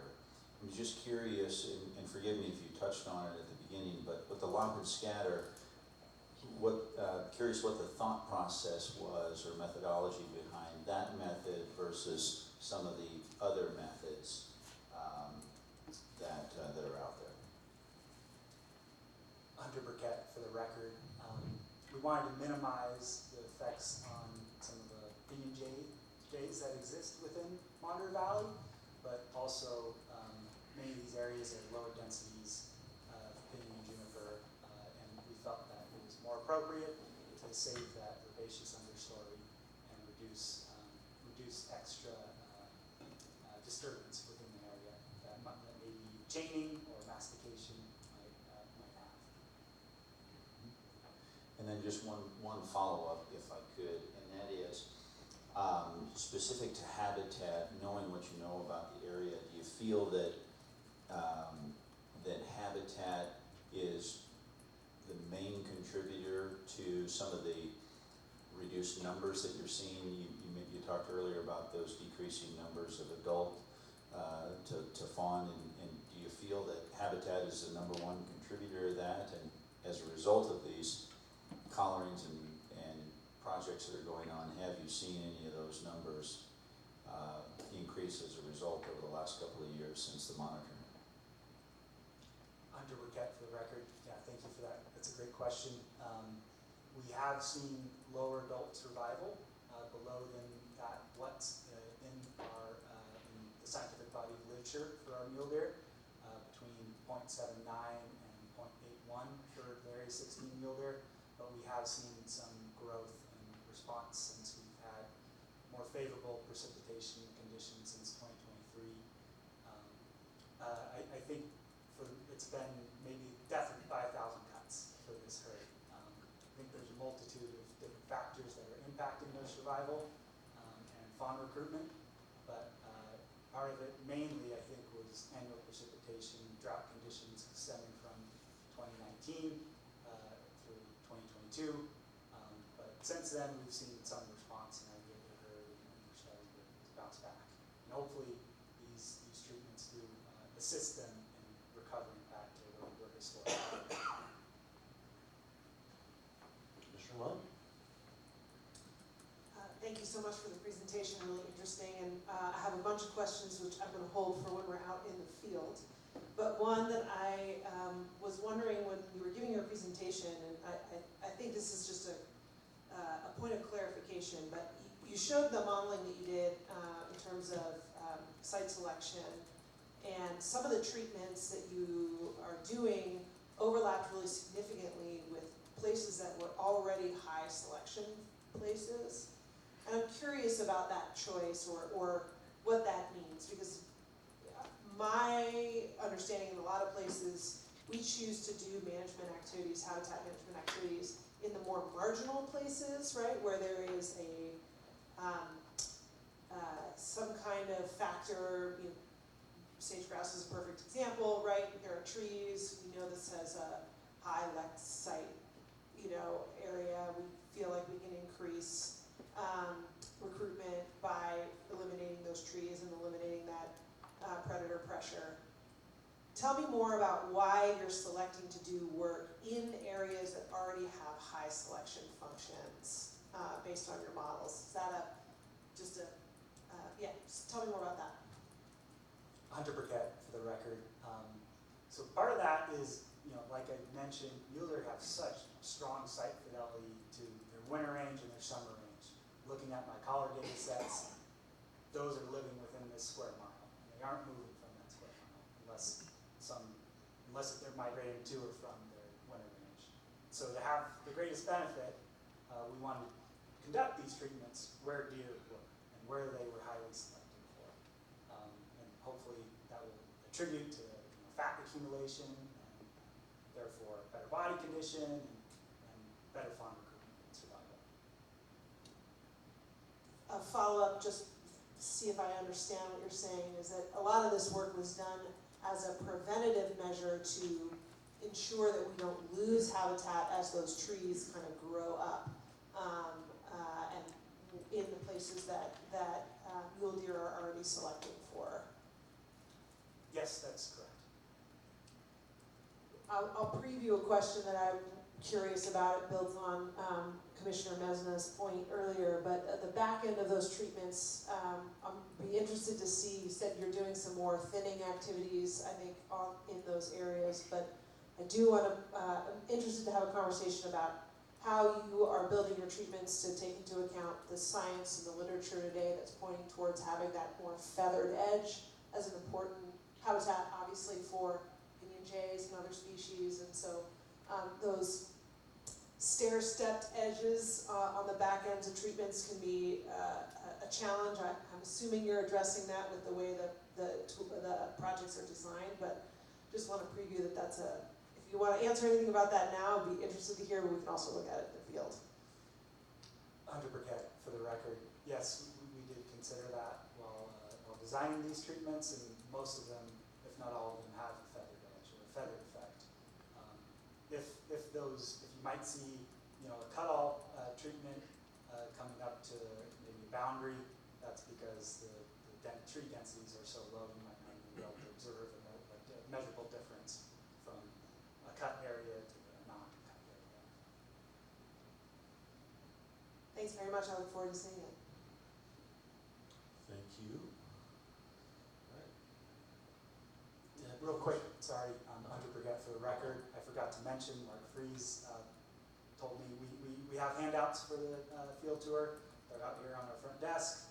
Make sure everyone can grab them before they end up jumping in and hand out the vehicle. All right, we'll make sure to grab one of those. And Deputy Director McAdoo. Caleb McAdoo, for the record. Great presentation, Hunter. I did just want to quickly tie into what Commissioner Munn was speaking about, because I think she brings up a couple excellent points. And, those conversations when I was in Habitat were occurring regularly, to your point about, are we improving habitat which deer are already selecting for based on our knowledge of the science and what we believe they need and are selecting for, or are we actually impacting what they're selecting for? So I think it's a great question, and Hunter and the Habitat team, I think these designs are intended to maintain or improve those conditions what the literature suggests they do need and are selecting for. And often I think in the pinyon juniper interface, right, you have that phase 3 high canopy cover, low understory, and they probably aren't selecting for that. So those would be areas that we would traditionally chain, but is that your best bang for the buck? Or do you go into maybe that phase 2 area where you still have the understory present and can pull out some of those trees and promote that understory response? So I think it's an excellent point, and I think it's a conversation that's had often within the walls of Indo as they plan these treatments. So Thank you, Deputy Director McAdoo. I do have a question for Mr. Burkett. Thank you for the presentation. Looking forward to the field trip. Before we get out there, you touched on it briefly with Commissioner Rogers' question. Could you give an overview of the mule deer herd status, increasing, stable, decreasing on Area 17 and Area 16, and why the reasons for 17 seem to be doing better than 16? Hunter Burkett, for the record. So the current conditions for areas 16 and 17 are increasing or stable. For area 17 in particular, it has been increasing for the last 2 to 3 years. I think the most recent population estimate was right around 4,500 deer. It just seems like there's a lot of high elevation refugia through these drought conditions.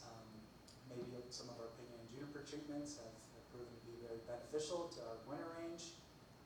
And through that winter, that many of our deer herds had to take, had lower annual survival in 2023. In Area 17 in particular, they were able to escape to the low elevations of Big Smoky Valley that was bare, entirely bare. But the higher elevations, we received all that extra added moisture benefit. So not only did they escaped some of those difficult winter conditions, but they came back to fantastic summer range. And it just seems like year after year, in the last handful of years, that Area 17 has just done well for precipitation wise. Yeah, they've just done quite well. Thank you. All right, doesn't look like any further questions. With that, I'm going to close agenda item number 11. Thank you, Mr. Burkett. And we're going to open agenda item number 12, public comment period. Public comment will be limited to 3 minutes. No action will be taken by the commission at this time. Any items requiring commission action may be scheduled on a future commission agenda. Persons making public comment are asked to begin by stating their name for the record. Anything public comment or tone upon? Doesn't look like it, so we're going to move online for public comment for agenda item number 12.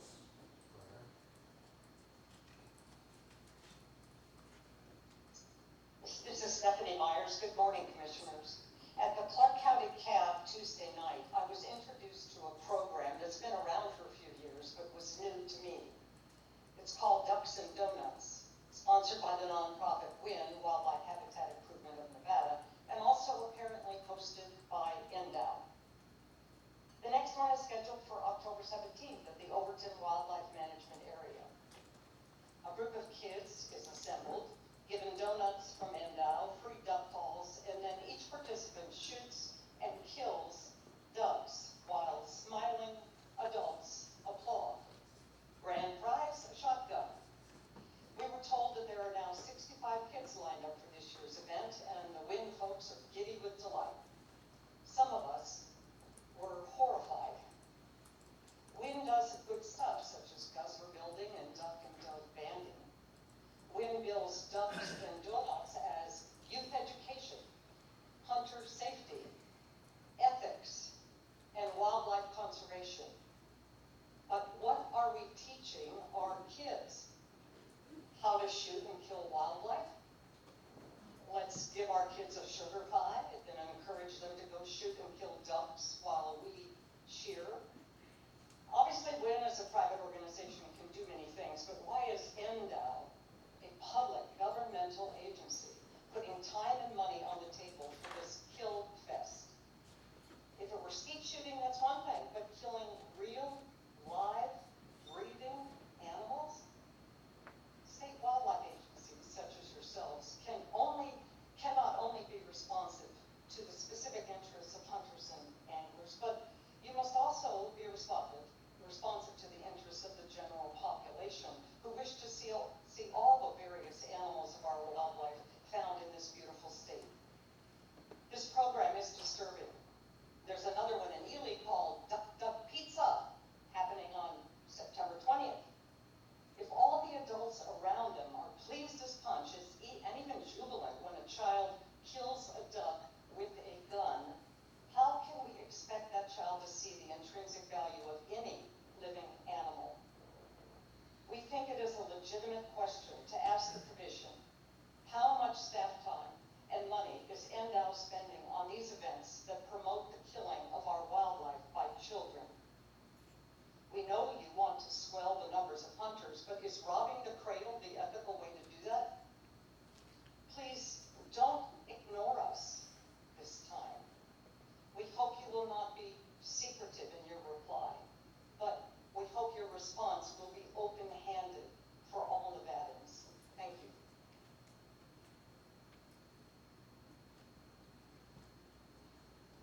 No more public comment? All right. Thank you. With that, we're going to close agenda item number 12, and we're going to move on to the field tour. And I'm going to turn this over to Director Janae. Thank you. So it is, I'll say roughly 11:10. So the idea was to give about an hour break for lunch. So I'll leave that to you, Chair, to set the time. But we'll take this break. We'll come back. I would say we'll meet right here. There's a good parking lot across the street that services the chamber here. We'll then load into vehicles. It sounds like, based on live reporting from the field, all roads are accessible, not washed out, so it sounds like tour will go as planned. We'll see what the weather is being in here. I don't know what it looks like out But we'll strive for that, and so we'll start whenever you designate that time. We'll do the field trip. At the end of the field trip, after stop number 3, we will then go to Belmont. Dinner will be provided in Belmont. Once dinner is done, we will also make sure that everybody who was in a vehicle gets back to Tumpa. Thank you, Director Janae. All right, yeah, I think we're gonna set the time around 12:30 to meet back here, and then we'll start the field trip. And appreciate everyone's work today, really good work on behalf of the department. Do you have something else, Director Janae? Yep, I just wanted to remind folks, make sure, if you want, grab the handouts. If not, we'll take them with us on the field trip. Also, to anybody that's online, eventually those handouts will be posted online as well. Thank you, Director Janae. All right, with that, thank you everyone, and we'll be in adjournment until tomorrow.